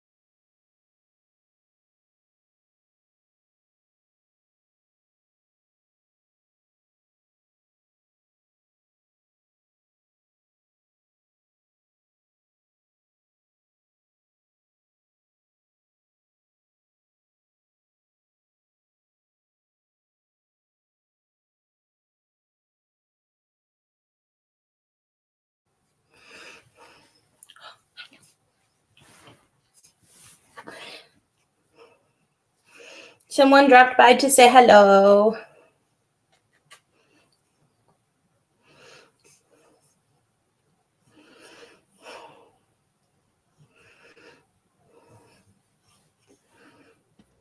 It's Fitz. It is a fit. He decided to go upstairs and say hello. Do his little dancy legs. Whee. He's being good. Squish. Okay. Okay, bye. Well, and then there were two. He's like, whoop. Just chilling. Yeah. Bye, Honey. Andrew. Bye for now, Tori. Bye, Evie. For now. Everybody's basically for now, it looks like. Yeah. Because that's the nature of being on here for 6 to 8 hours. Wow, As we're always. almost hitting 5 hours? Wow. Well, Yeah, you've we're- almost hit 5 hours. I showed up a little bit. Mm-hmm. Yep. Still can't beat me in Evie's time. What was your guys' time? I've done this for like 8 to 10 before. It was, I think it was 9 hours. I think it was close to 9 hours. But I finished my chores and I've located my book, which fell inside the couch because our couch is large enough to swallow a book this size. Nice. I'm on page 263. Nice. Tetris sprints have beat that. I've been on here for 10 hours and 33 minutes before, back in August of last year. All right. I give my crown away. Long time. Long time. How do you think it'll take 10 hours with these ones? Oh, no, I'm doing... I mean, I think part of the 10-hour sprint was like doing Tetris, talking a lot, and then also sprinting afterwards. So we'll see if that happens. Depends on where I'm at. Or I want to go throw myself at a wall with Bloodborne. Which is a video game that's very hard. Dark Souls, basically.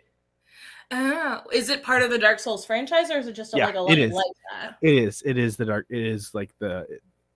I was watching a bunch of people play Elden Ring, including Alan, and getting like FOMO. And I've tried Bloodborne before, bounced off of it because it wasn't the right time, and then I recently started playing it again, and I was like, "Wow, I'm actually like it's clicking for me now," which is great. I'm loving it, but I'm at the point where I'm at a boss and I do not have a sustainable way, because one of the main mechanics is in order to level up, you collect blood echoes, basically just random elements that drop from enemies. And if you die, you drop them where you died. And if you die before you get back to them, you lose them. So I'm sitting on, thank you, Evie. So I'm sitting on a very large pile of them that are basically stuck inside of a boss area right now because you can't go in and go out of a boss area. So I have to beat the boss before I do it, before I get those back. And it's a really large stack. It's a really hard boss. And I am about out of health potions. So I'm going to have to do the boss the hard way. With trying not to get hit. Do you have to start all the way over again? Like if I die, it's not... I don't start outside the boss room, if that's what you're asking. There are basically save checkpoints that you have to get, and the way it's all laid out is really like non-linear. So you'll go through one area, there'll be a shortcut unlocked back to the most recent, lamp, and then it won't be immediate, but like it'll be a lot shorter. It'll still be a lot shorter to get to the place that you were going initially with the boss. I know a little bit about Dark Souls because Joe likes to watch a lot of like long form YouTube content, and he likes to watch like I'm gonna explain it really terribly, but like the special types of runs that people try to do with like Dark Souls and other games, or like, and we watched long form YouTube content that was about the history of those kind of runs and the people who try to cheat like while live.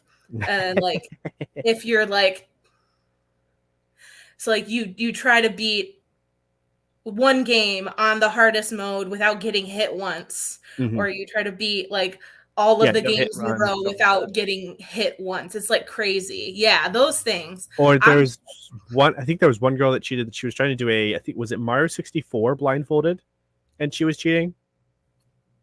Yeah, I'm pretty sure it was Mario I can't 64 even beat speedrun. that stuff without a blindfold. I don't want to tell you what my person, because I play Hades, right? So Yeah, you'll be yeah. happy about this. Joe got me Hades for Christmas, Heck and yeah. he didn't warn me about how Zeus has an extra life that he doesn't tell you about. So I'm like, yes, I beat the game. And then he comes back to life. I had like 5 hit points left. The final boss. Yeah. I was so excited. I had like 5 hit points left. I was like, I made it. I did it. And then he just regenerated. And I was like, so Yes, I understand. I have not won yet. But when you play on like the easier mode, it gives you like percent resistance that increases every time you die. And nice. that stuff it goes really high. I thought it would cap at like 50% or something. Nope. So I just keep telling myself, it's okay. Yeah, Hades. I was like, it's okay. I don't have to be good at the game. As long as I'm having fun, I don't care how much of a handicap I have. So yeah, that's really what it is. I think there's definitely some games that are designed to be super hard, and that's part of their design. And that's Dark Souls. Dark Souls is designed to be hard, and I personally am not in favor of making it easier because of the prestige and because of the, I don't know, it's just something about the achievement of completing something that's really hard. Yeah. But I don't know. Some games are designed for that, and some games are designed for you to have fun. Whereas like Dark Souls is not about having fun. No, Dark Souls is not. It's very interesting. I like watching people play really hard games. Yeah. I know that seems kind of weird. I don't mind watching people play video games. I like it. I like for the story, like. Yeah. And if I like it enough, I'll play it myself. Like I've played the BioShock games. Mm-hmm. Joe wants me to play. He thinks that I'll like the first 3 Assassin's Creed games. Nice. Yeah. Good one. You should play 4 too, though. 4 Black the Sails? story. Yeah. Black Flag. Or Black Flag, yeah. Mm-hmm. But we were talking about the other night. He loves Black Flag. He also likes. I think you played this game. Did you play Sea of Thieves? Yeah. I still do occasionally. He loves Sea of Thieves. He and his brother play that. Yeah. Maybe you guys should play online together. I'm thinking. At some point.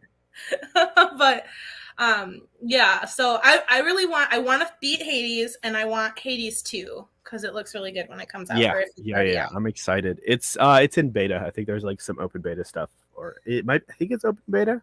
I don't know. But that kind of game is really fun. I like it how it keeps changing, and you kind of know what's coming next, but you're not 100% sure. Mm-hmm. I don't know. I really like that style, and I'm not a huge video game person, so yeah. Another good one that you might like that's similar to that, but it's like Metroidvania, so it's side scroller, is Dead Cells. That's another one that Evie really likes as well. Dead Cells. And I also really like that one. Dead Cells is also. I also really like Dead Cells. What's it about? You are an experiment, and and you're going through these dungeons and destroying things and trying to get to the king. And you're trying to kill the king. That's about it. That's about all I can say. Yeah. What's the name for that type of game? Roguelite. Roguelite, yes. Now, there are some people that say there's a difference between a roguelite with a T and a roguelike with a K. I'm not up to the difference between those two. I don't know what the difference is. So I use both. God of War. I want to play God of War for a really weird reason, and that's because who's the main character in God of War? Kratos is because Kratos is voiced by Christopher Judge, and he played Teal'c in Stargate, and I like really so weird segue, Pete. Yes. The kids for Percy Jackson were asked if they had someone that they, after the untimely and saddening death of Lance Reddick, if they had someone that they would want to play Zeus, and the boys said that they wanted Christopher Judge, and I was like, yes, nice, yes, because he's so funny, but he can be so serious, right? So, but we you heard we finally got the the hey, yeah, we did get a green light announcement. Thank gosh. Finally. Like, why? I don't know why they took so long, like, to actually greenlight it, but okay. I have no idea, because even though, people were kind of disappointed with it for good reasons, it still is like beloved by so many people, and they need to get a move on, or the kids are. I know they've been working on the script, so they're going along. I wouldn't mind if they decided to change it from like 16 to like 19 or something like that, because of limitations to the ages of the actors. Yeah, I agree. I love Christopher Judge.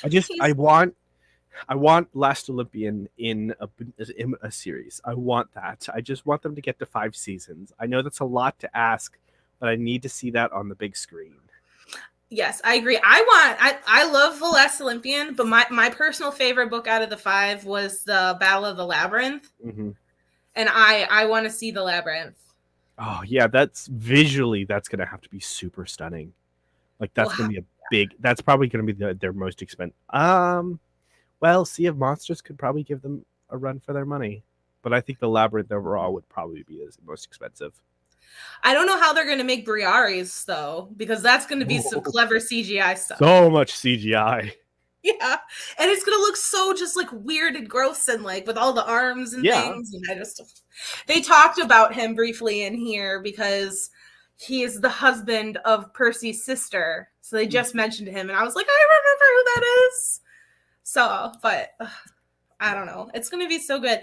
I'm excited for Clarice to get more screen time in Sea of Monsters. Yeah, I think she was a standout performance in the first season.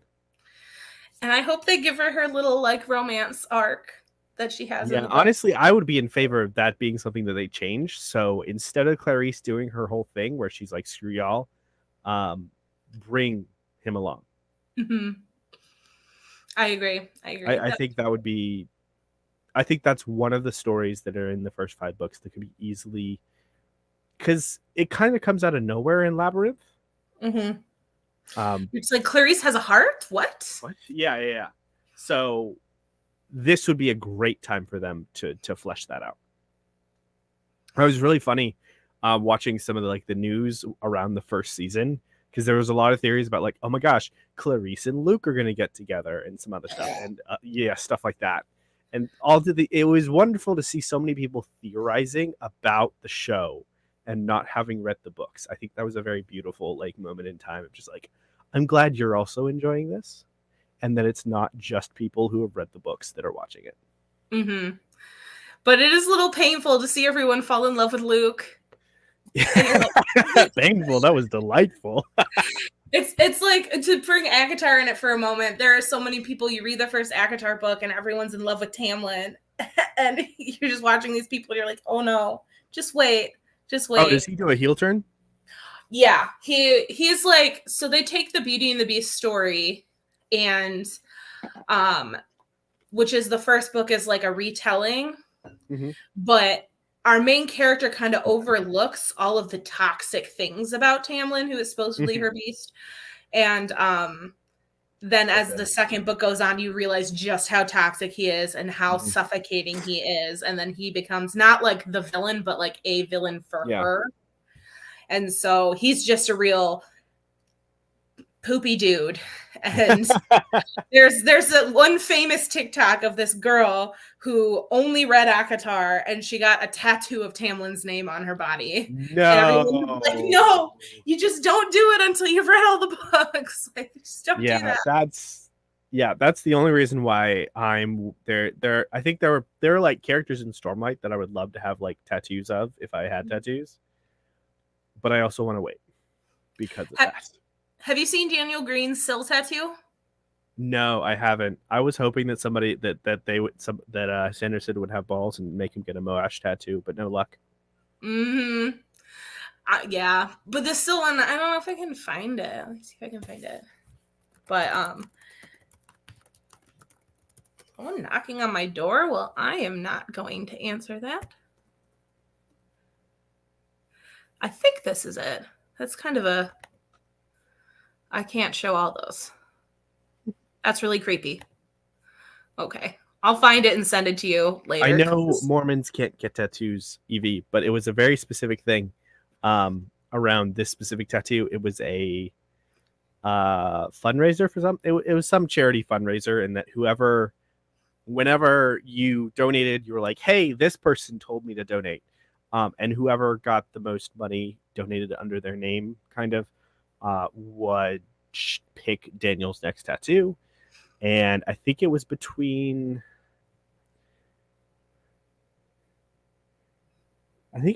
Emma Wong and Brandon Sanderson, I think, were the two closest ones. And I really wanted Sanderson to choose a Moash tattoo, but he went nice and did the Sil tattoo because he's a nice guy. So yeah. But he I watched a video of him talking about a Sanderson, and he donated some of his own money. Oh yeah, of course. To the cause. He had, a lot of money, over $1,000 or something. And he was like, "I'm gonna pick what the tattoo is." Yeah, I'm not surprised. Evie, did you get to say hi? Thank you, Marianne. We'll work on it. He says hi. Yeah, it's so interesting because I feel like there's a handful of people that found Alan through his Elden Ring tutorials or playthroughs, or his he's been doing video game stuff, and there's a handful of people that I first saw in the comments. Maybe it's just that's where I first noticed them. I think Marianne is one of them where I first remember seeing them in the comments during Alan's video game stuff, which is kind of funny, but also great because that means good people are doing the things. The crossover between readers and video game players is the Venn diagram is very much like. Yeah, and Marianne specifically has been really active in the comments and stuff, which has been great. Oh, well, it's nice to meet you, Marianne. God of War 3. Yeah, I like the God of War games. I like them from when I've played them. I've only played a handful, or I haven't actually finished any God of War games. I started the third one, which was the older third one, and then I got most of the way through the most recent reboot with in Norse mythology, and then I haven't touched Ragnarok yet because I haven't bought it. Aha! I was right. My brain is braining. But I love it. I haven't watched any of his video game streams. I'll have to one day. I'm trying to get more integrated back into the booktube world because I've fallen so far out of it. I don't know when people are doing what and what's going on. And it's worth having notifications on for Alan because he does these Baldur's Gate 3 playthroughs with Jimmy, and they're doing a Dark Urge playthrough, and it's beautiful. It's so funny. Brianna's obsessed with Baldur's Gate 3. Yeah. You should tell her that Alan's doing a Dark Urge playthrough because it's you have in the comments, you have Anitha going "No, don't kick the baby," and then I'm just yes, kick the baby out the window. You can kick a baby out the window? I don't specifically remember anything. There was a gnome that we threw off of, or Alan and Jimmy threw off of a windmill that was yes, but I'm using that as a very extreme example. I don't remember if there was actually a baby you could kick out a window, but I wouldn't be surprised. It's Baldur's Gate, it's Dungeons and Dragons, this is yes, this is true.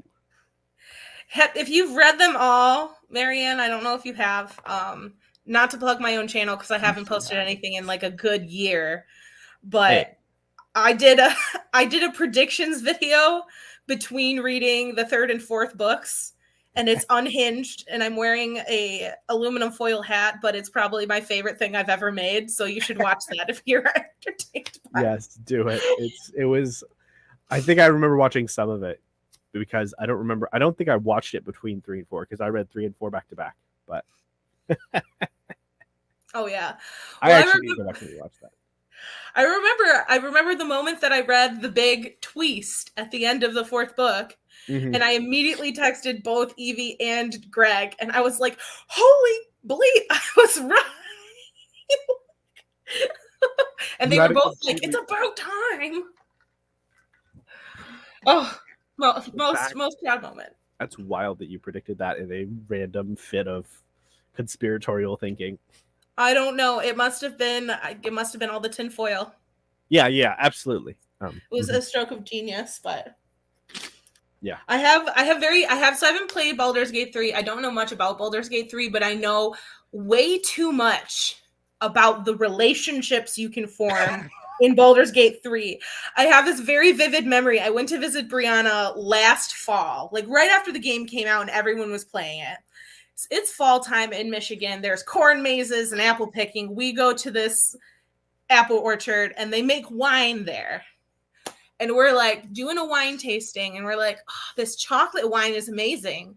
It doesn't need to be cold. Like, it's so good. Let's buy a bottle. Then we go sit in our car and we're like, well, let's drink some wine. We drank an entire bottle of wine and then did the corn maze at 3 p.m. on like a Monday afternoon. So we're drunk in the corn maze. And this is a corn maze that has like trivia. So you get like questions printed out and you hit a fork in the road and you have to answer the question. If you get the question right, you'll go in the correct direction. If you get it wrong, it'll send you in the wrong direction. That's so funny. So we're doing this corn maze and we are drunk off of a whole bottle of chocolate wine. And she is telling me in detail, trying to get my earnest opinion on who she should enter into a relationship with in Baldur's Gate 3. I think she chose like the dude with like the horns. He's very sexy. Like, I don't remember who this is. I haven't played it either, so I know like a few of the characters based on memes, but that's it. Yeah, it's just all the memes. Yeah, trivia in the corn maze. It was pop culture trivia though, and I have a ridiculous amount of pop culture knowledge in my brain.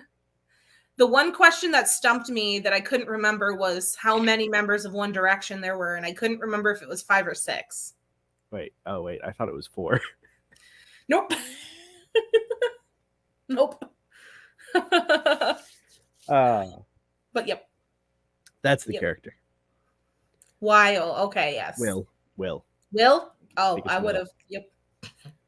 Well. Joe's trying to get me to play more video games. I told him that I would try playing Final Fantasy 11. Okay.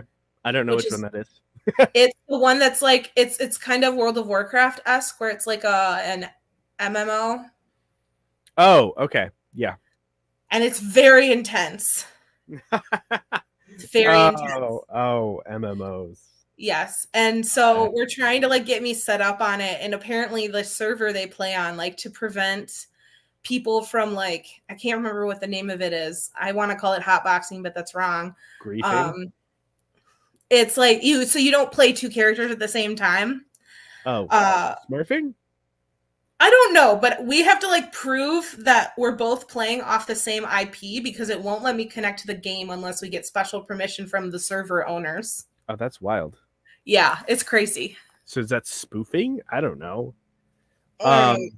Nice. Are you falling a lot, Evie? What's Fall Guys? Imagine like take a different version of the Among Us guys and put them on wild and wacky obstacle courses. Oh. And it's like 3D instead of 2D. That sounds cute. Yeah, it can be a lot of fun. It's it's janky for sure. Like the controls are a little bit wonky, but that's part of like the charm and stuff. Mm-hmm. The next game I really want to play, I'm waiting for the price to go down because it just got released, was the new re-release of Paper Mario and the Thousand Year Door for the Switch. Oh, that's Nintendo. It almost is never going to go down. I know. There are once in a blue moon will Nintendo just run sales on their stuff specifically, which is annoying. Sleepy baby. Oh no, he's not sleepy anymore. He's being a good boy. But yeah, I'm gonna try playing some more games. Ninja Golden. Never heard of it. I haven't Ninja played. Gaiden. Hey, there's probably a Ninja Golden game out there somewhere.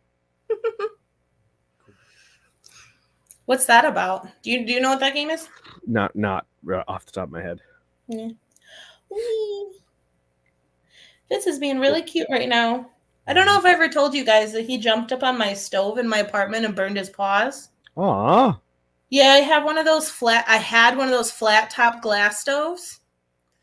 And I've been trying to teach him to stay off the counters, and he just like was having a day. And so my burner wasn't on anymore, but it was still hot after I was done cooking. And he jumped straight up onto it. And I heard this like yowl, and I had to get him off. And I was like crying. I was so upset because he had little blisters on his beans. And I ended up having to take him to the vet, and they had to wrap his paws. But they're okay now, and he's learned his lesson about the counters, but he still has little scars on his toe beans. Aww. Now he knows. Thank goodness. You are always cute, little man. Mhm. He's very cute and always very dressed up. He is always snazzy in his tuxedo. He's being really cute right now. How That's much just great. left do you have of your Tetris? How many more books are scattered upon your bed chamber? Least 100. Do you have a game plan? Put them up there. I can show you my final bookshelf, but it'll take a sec to get in there because we have to clean out the second bedroom so that I can put my mattress from my old bedroom. So this is what my office looks like right now.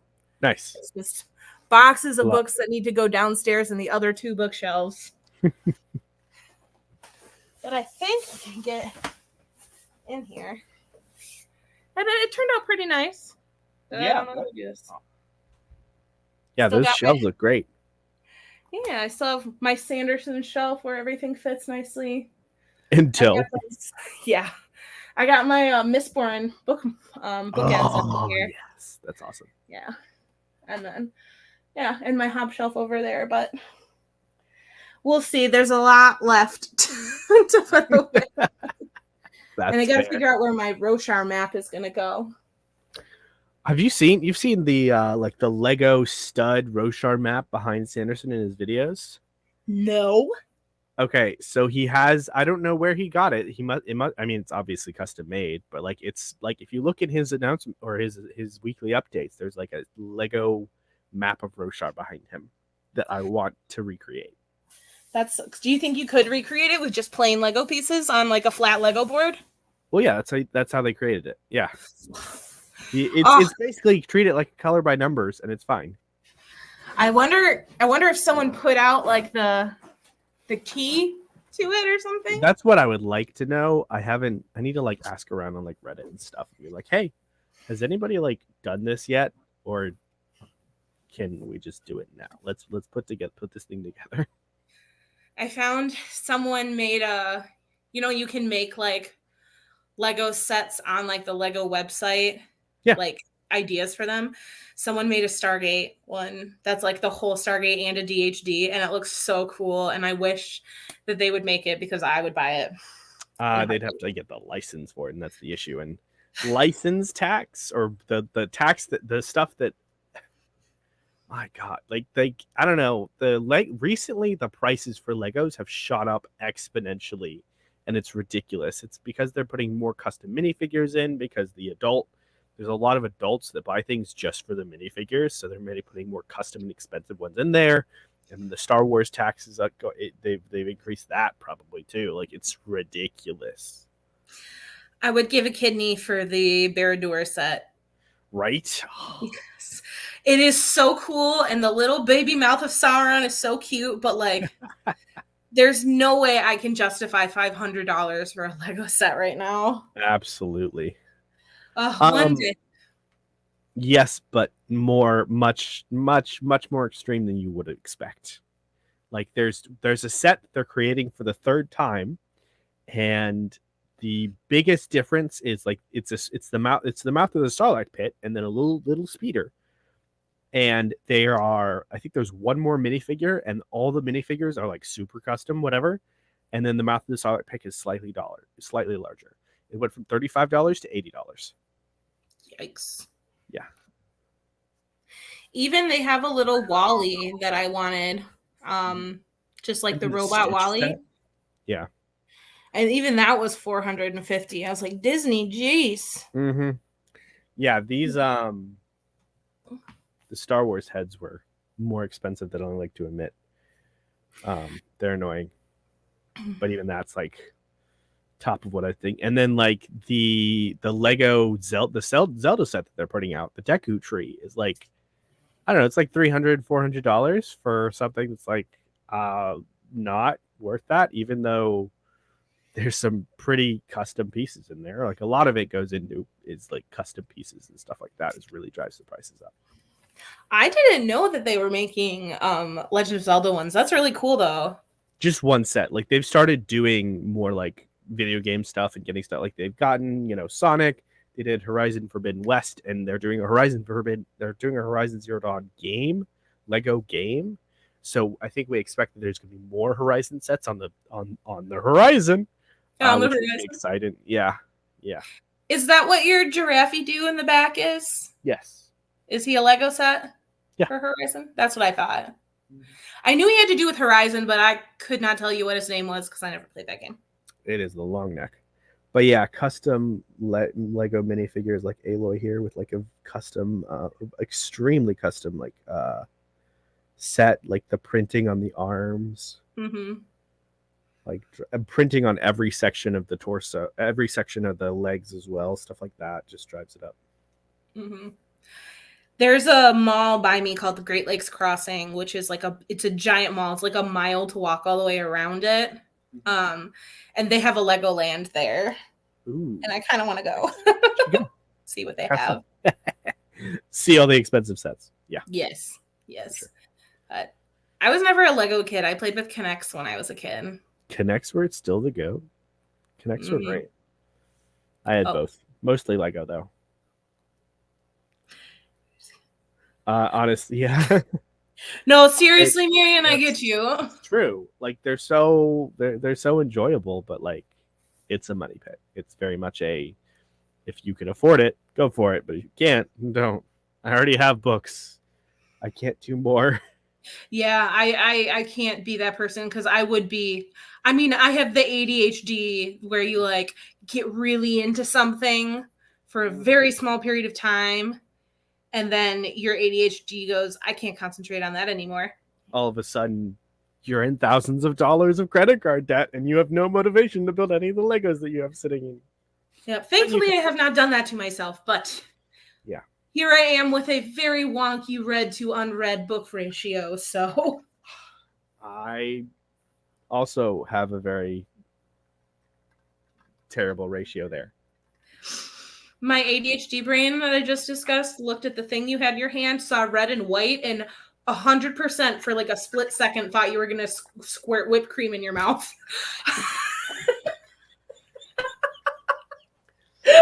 I was like, that's what you're ready with. Yeah, let's go. It's a little early for that, but too early in the morning. Yeah. It's 5 o'clock somewhere. Yeah, basically. All right. You want to sprint? Yeah, because I actually have my book and I'm going to read it now. Let's go. All right, let's do this. Let's do top of the hour. All right, sounds good to me. I will see you soon.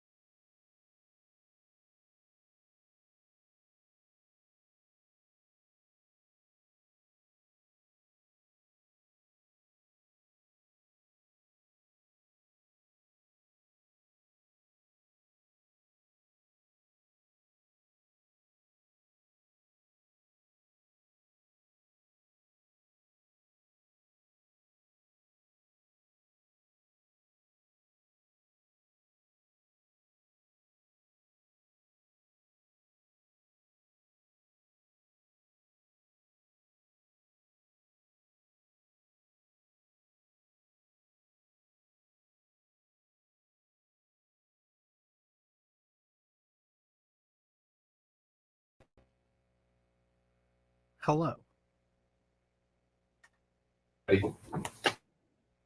It's Joe. Off camera. Hello, I'm not ready. There we go. You just came home from helping a friend. How's it going? You know, been working since 10 o'clock last night, but we're going. Nice. You're ready to sleep, aren't you? A little bit. I'm getting there. Yep. That's going good. How about yourself? I'm doing great. I'm doing light.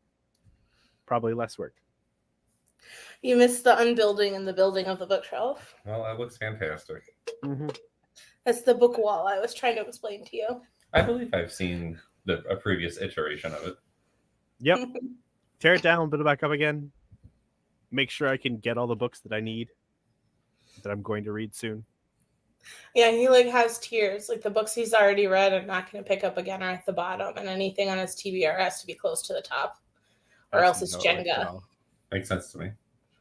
It's not exactly how it works. It's more about like load bearing and stuff like that, and like making sure that this sucker doesn't fall down. I'm sure there's multiple systems all that work with each other. Yeah. It's a lot of different systems. It's a lot of like I can't have load bearing stuff or any load bearing books be ones that I'm going to be, reading soon. Oh, Penny, come here. She's thinking about coming up on the bed. She's just contemplating. Want to come say hi, Penny? She might be camera shy. No, never. She's so photogenic.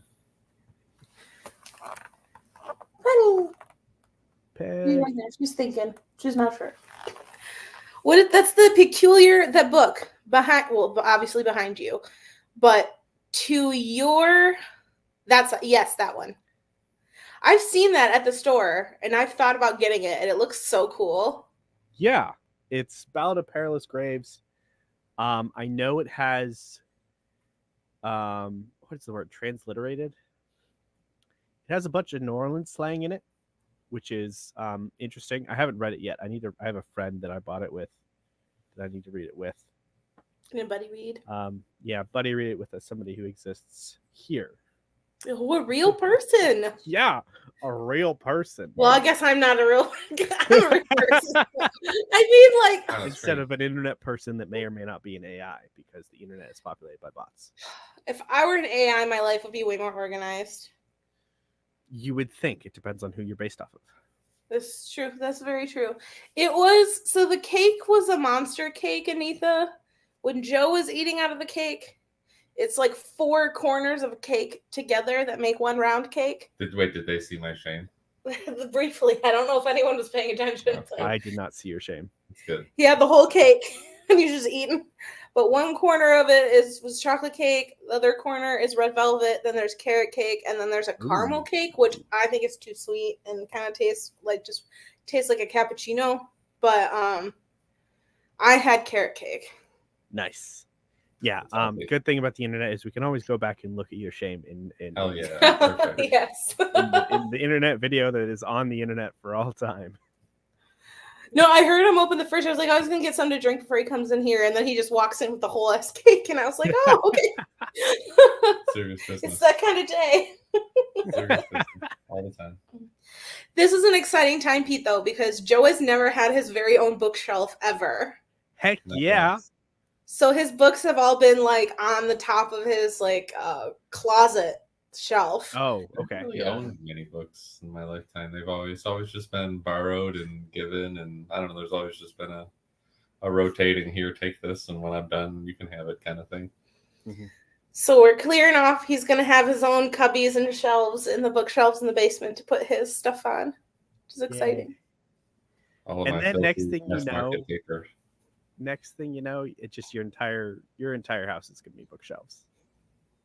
I hope so one day. Secret doors. Secret door into a library room. Yeah, they're gonna walk down your hallway and be like, "Why is there one doorway at the end of this hallway?" And you're just be like, "No, actually, the walls are doors." And you're just gonna come to a random spot and open. Yes. Here's the bathroom. Mm-hmm. A library edition. Yeah. I saw a video where this older gentleman in his home, he had a wardrobe, and you open the wardrobe and it goes into like a secret library room. Nice. He must have really loved Narnia or something. Something like that. I mean, it's a lot more doable now because like Home Depot sells secret doors now for bookshelf Nice. doors. Home Depot sells secret doors?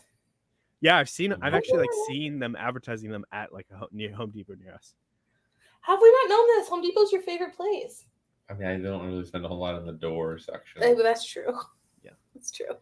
Yeah, and it may, maybe not in your area they don't sell that many versus like in my area there have been more people In the ghetto Detroit area, Right. hidden library doors in ghetto Detroit. We're Detroit adjacent. Look, it's about like throwing off robbers and stuff like that, right? You throwing off home invaders, so they can't find your secret places.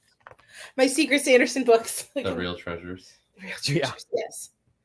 Then now I'll make a map on the back of the Declaration of Independence. Make a map on the back of your map of Roshar. Yes. Oh, we have to use lemon to decode it and everything. We watched National Treasure on the 4th of July because it's my favorite movie. That is a beautiful 4th of July movie. Mm-hmm. The holiday spirit. It is in the holiday spirit. It's my favorite. I love it so much. I think did they make a spin-off TV series recently? I feel like I saw something on like Disney Plus or something. Yep, and it's actually really good, and I highly recommend watching it, even though they only made one season and then canceled it. It was really good. The Librarians, I guess. The Librarians is so good too. I'm trying to get him to watch The Librarians. We're watching so many things. I know. We're rewatching Supernatural right now. That's fair. How far are you guys in? We're like Halfway through the first season, very fresh. Yeah. Everybody He loves Supernatural. Oh yeah, this has got to be 5 or 6 times through for me. Nice.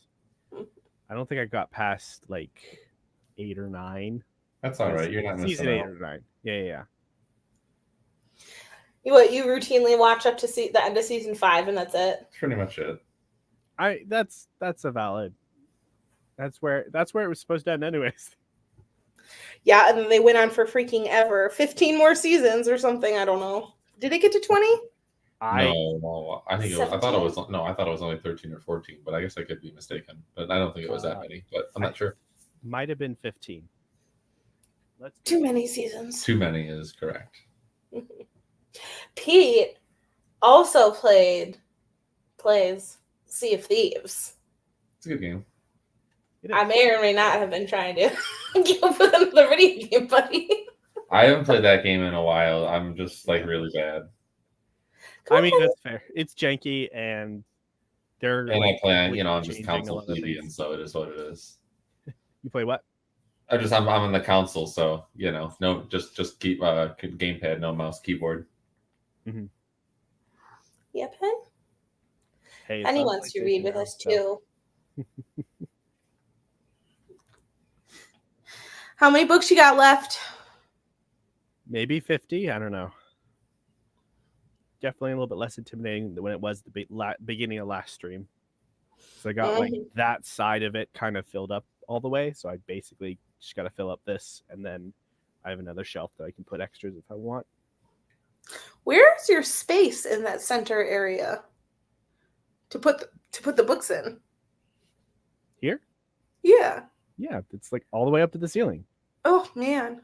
That little empty And then there's space. a good spot, like you can't really see it, but like behind some of the other stuff that's up there. Again, all the way up to the ceiling.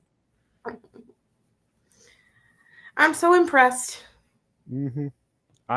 It's really funny to go back to old videos. I have videos where it only comes up to like here. You've just been exponentially gaining more books. Yeah. Well, that's how it works. Don't look at me like that. This is the second time he's helped me move all my books. So I didn't add that many boxes this year, though. I think I only added like 2 boxes of books, maybe. If that. Maybe. I've been really good this year. Yeah, I've been a little bit better. I'm going to need to be better until I move and then figure things out when that happens. You moving? I don't have any immediate plans. But it's just like, what's next? Yeah. Figuring that out. Nice. I don't know what time it is where you're at, but I hope you had a great lunch, and I should probably eat something on the next sprint. You should. So we beat Polybodies Oh, okay. with the help of Kimopolia, whatever her name is.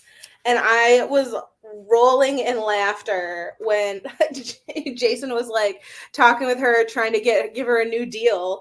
And he was like telling her, we'll get you action figures. No, Polybodies wailed, not merchandising rights.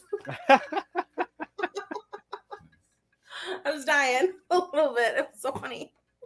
I love Riordan's humor that he just throws in there, because he does a really good job of hitting like the emotional strong points in the series. I don't feel like he overwhelms us with emotion. Like I find like a lot of YA and stuff can overwhelm you with the emotional points. Like I think he puts it in where it matters, but he just adds the most like ridiculous humor, and somehow it fits because of the way he writes the characters' dialogue. He makes them sassy, he makes them funny and modern. Yeah, and I really hope that like Percy definitely had sass in the series, but I want more. Like, I want more. I just want more in the show. In the show, yeah. I mean, I did love him just standing there during what was like episode 2, where he's like flossing while waiting for the games capture the flag to really begin. Yeah. It's like there's way to update it for the Gen Z kids, like. Yeah. Oh, Penny's ready for a nap too. But yeah. You guys excited for Arcane season 2? I was the League of Legends player. You've never seen Arcane, have you? No.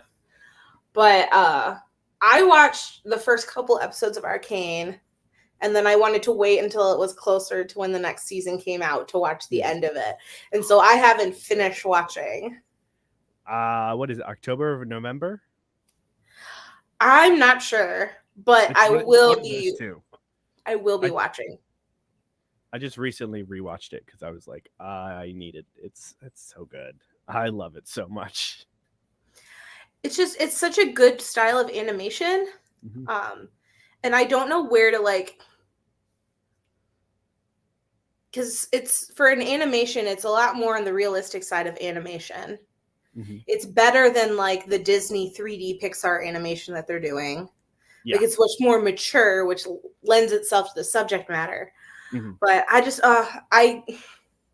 Jinx was one of my favorite characters to play, and I just, and she's like bipolar, like me, and so I'm like, no, she is though. She has more trauma than I do. Yeah. But I'm not as crazy as Jinx, but she's. I was not prepared for her arc. Like I don't really know what I was prepared for when I started watching Arcane, but. Yeah, just those first 3 episodes. Oof. We should really. I feel like you would like it. I don't know. I don't know. It's really well done. Like really good storytelling. A lot of different storylines blended really well together. Give it a try. I like Vi a lot, actually. I don't know. It makes me want to play League of Legends again, but everything's changed so much since I last played it. Like I don't know any of the builds or anything like that. Just yeah. I like briefly got into it, and like I was trying to learn jungle as they were changing a lot with jungle, and then the friends I got into it, so that drove some of my friends off, which sounds like a classic League of Legends thing, because like I don't know, toxic.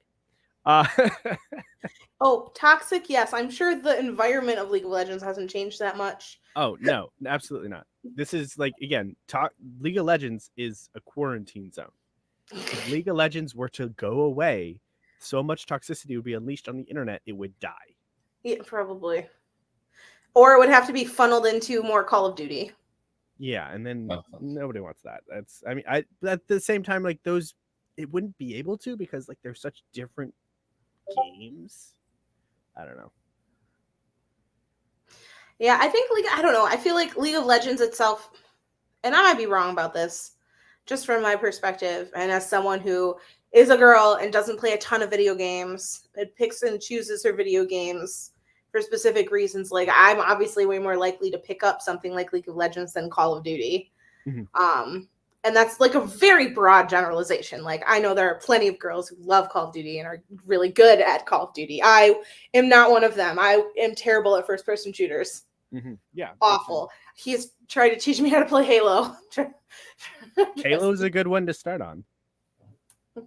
Getting the basic mechanics down, because it's not that, like, especially the first one, like they're not that complex in terms of some of the stuff you can do. I can't drive the cars in Halo. They're a little tough. I like got lost.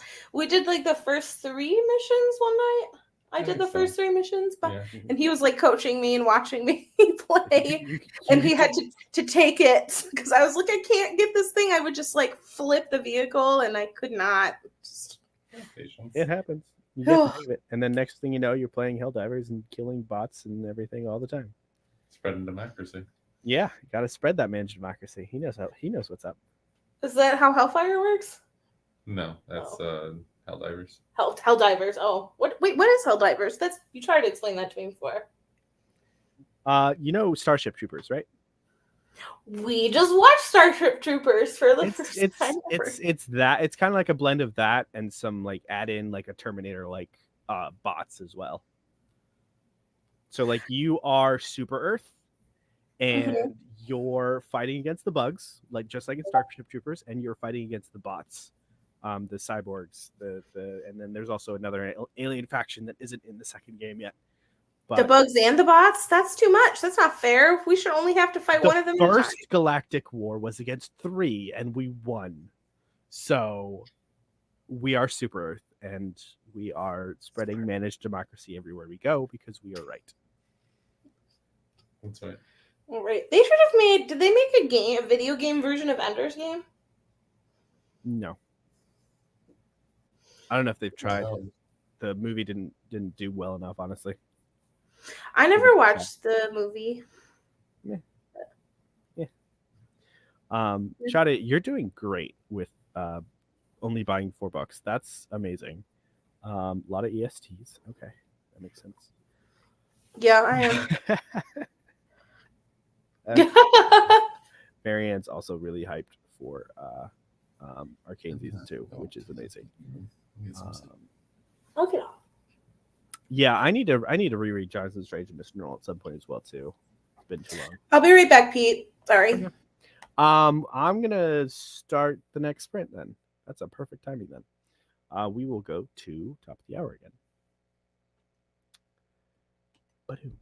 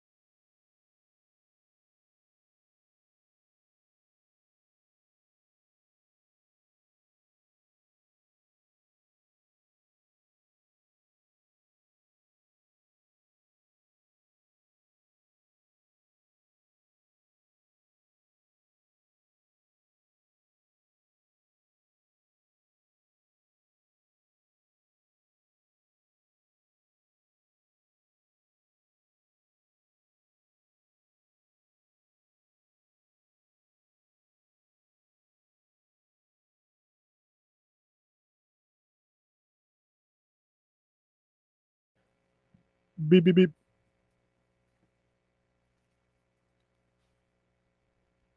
We're back. And it's done. Woohoo. Yay. I don't know where Kate is, though. Woohoo! Sorry. Perfect timing. I got distracted. Hold on. I gotta grab my charger because my computer's gonna die. Ugh. I'm in Joe's recliner that eats me. Ugh. You know me and my chargers. Eh. Ugh. I actually got to read this time. I didn't. You did. Exciting. What were you reading? More of the Black Company. So I'm on book 7, which is Bleak Seasons. And we have a big POV change there. And stuff is happening. It's great. Ew. The seasons are indeed bleak. Bleak. Oh. Isn't that whole series bleak? A little bit. It's good. I really like it. I had the first bind up, but I think I gave it away in the culling of my bookshelves at some point. No. I've become more harsh with the hammer. I am starting to. I have a shelf. I have another shelf over here that I'm gonna cull a bunch of the stuff from because I'm not gonna read it. I am like not 100% moved out of my apartment. I have to go back this coming week and just like clean it out and clean my fridge out and stuff. But I have a pile of like books and clothes and other stuff that I'm going to be like donating and things. And so I have probably like, there's probably a good 40 to 50 books in there that I decided I'm not going to keep. Yeah, I have a pile of books. I did a big cull last year and I still haven't gotten rid of all of them because I was trying to get them all like put on Pango Books and sell them there. And I think I'm going to try to get most of them put on there and then donate the rest and then do a bunch of sales and then donate the rest. Mm-hmm. See if I can get them out in the next few months. That way I can, clear that corner out, clean it up. Yeah, I don't know what it's why, but like the last couple of months, I've just been really picky about what books I buy physically. I used to just like That's go to good. the bookstore and be like, give me everything. But I now mean, I'll walk. When you're faced with like limited stuff, like you gain the willpower to be like, yes, I want you, but I don't need you right now. Yeah. I have Kindle Unlimited right now, and I've read quite a few things on there, but I don't know. I started being more conscious about like how my bookshelves looked and like what I really wanted to hold on to forever. And I think it was after I started like going through my books and culling my shelves and being like, am I really being this careless with my money, I guess? Yeah. That's most of it. Having to actually look through it instead of just being like, yes, books, they're piling up. I'm going to ignore this. But once you start looking through it, yeah, that definitely is something that can trigger the, why did I buy this again? Oh, yeah. There's just been so many, and I don't know. Because I've been doing a lot of traveling, a lot of driving back and forth, moving and things, I've just been reading a lot of audiobooks. And so I think just my physical book consumption has slowed down a little bit, but we've beat Polybotes. He is now kaput, which is exciting. And so I want to get back to the Reina stuff. They're still in Puerto Rico right now. Okay. So we haven't left Puerto Rico, but it is an injustice that both Reina and Nico were not a part of. I think Reina would have made a great member of the 7. Oh yeah. Like I honestly I could have done without Jason and Piper if you had put Reina and Nico in there. Interesting. Well, Jason is like I don't know, it's weird because Jason isn't an evil character when we're talking about like the good and evil side, but he does sort of make a good foil for Percy. Yeah, to a certain extent, and I think that he definitely tried to play on the whole Zeus versus Poseidon stuff, which again I could have done without. I think to a certain extent, I think having I think goes back to the 7 should have been a bunch of minor, like they should have been more minor gods represented in the seven. Mm-hmm. No, I agree. And I liked seeing when he like shadow travels into the dreams and he talks to like the Hypnos cabin people. Like I think that's fun. I really miss Grover For sure, yeah. a lot. He's But I guess awesome. Piper and Leo are a little, or Piper and Jason are a little meh. I like Piper better than Jason personally, but I think it's just because of her relationship with Annabeth. Yeah, And that's fair. I love Annabeth a lot. Yeah, Annabeth bonding with people is always nice to see because she needs to bond with more people. She needs to have more friends. I want Yeah. Annabeth. Annabeth deserves the world.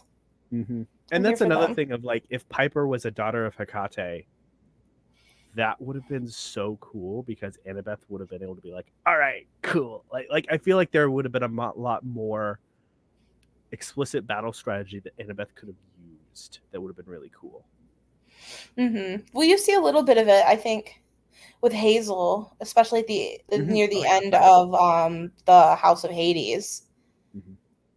Because doesn't she talk to Hecate? Yeah. At some point. Yeah, and so you see that. that's another reason why that like the whole tension between if Piper had been a daughter of Hecate, like the tension between daughter and mother would have been another nice thing. But. Instead, I just feel very much like Aphrodite feels like she feels like Hera Jr. almost. You're not wrong. Or like she doesn't have because isn't Aphrodite the daughter of Hera? No. No, Aphrodite was formed from the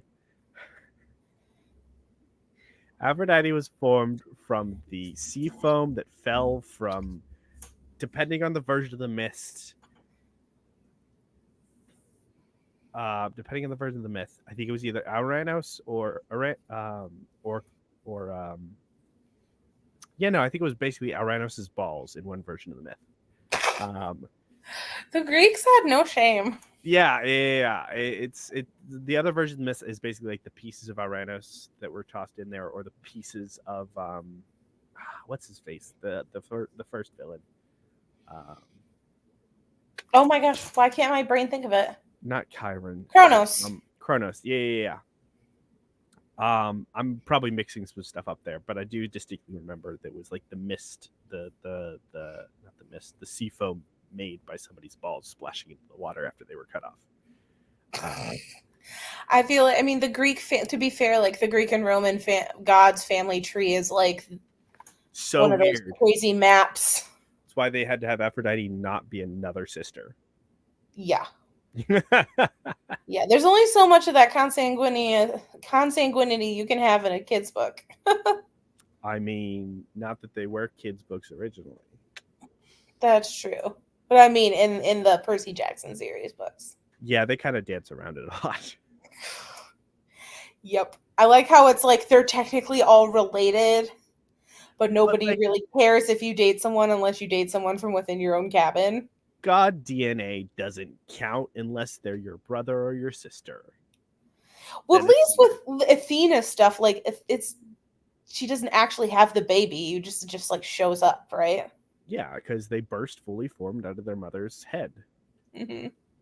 Fully formed to a certain extent as a baby. Yes. I love all of that though. Yeah, he did a really good job of adapting it to modern day in a really good way. Right. What are you going to do with your day now that you're done with your bookshelf? Food and Bloodborne, probably. And then there might be some other things that some other projects that I need to get done. Get ready for Frisbee golf tomorrow. Ooh. Yay. Are you going to like an official there's a local course. I used to do a lot of Frisbee golf, disc golf, excuse me. Disc golf. No. You need to call it the proper name. Frolf. Frolf? Oh gosh. That sounds that just feels wrong coming out of the mouth. It does not roll off the tongue. It's like a speed bump of the tongue. Wolf. Yeah. I used to play it a lot in college because there's this place in Kalamazoo called the Air Zoo, and it's like an aerospace museum. And they have, or they used to have a big disc golf course, which they Nice. ended up shutting down because a lot of the college kids, not me and my friends, because I was a good college kid, but a lot of the other college kids would just get stoned on the frisbee course and get in trouble. What? Yeah, yeah. Nice. Let's get stoned next to the military base because that's smart. Yep. I would say the weed probably came from the military base in that case. Yeah, who knows? But that was before it was legalized. True.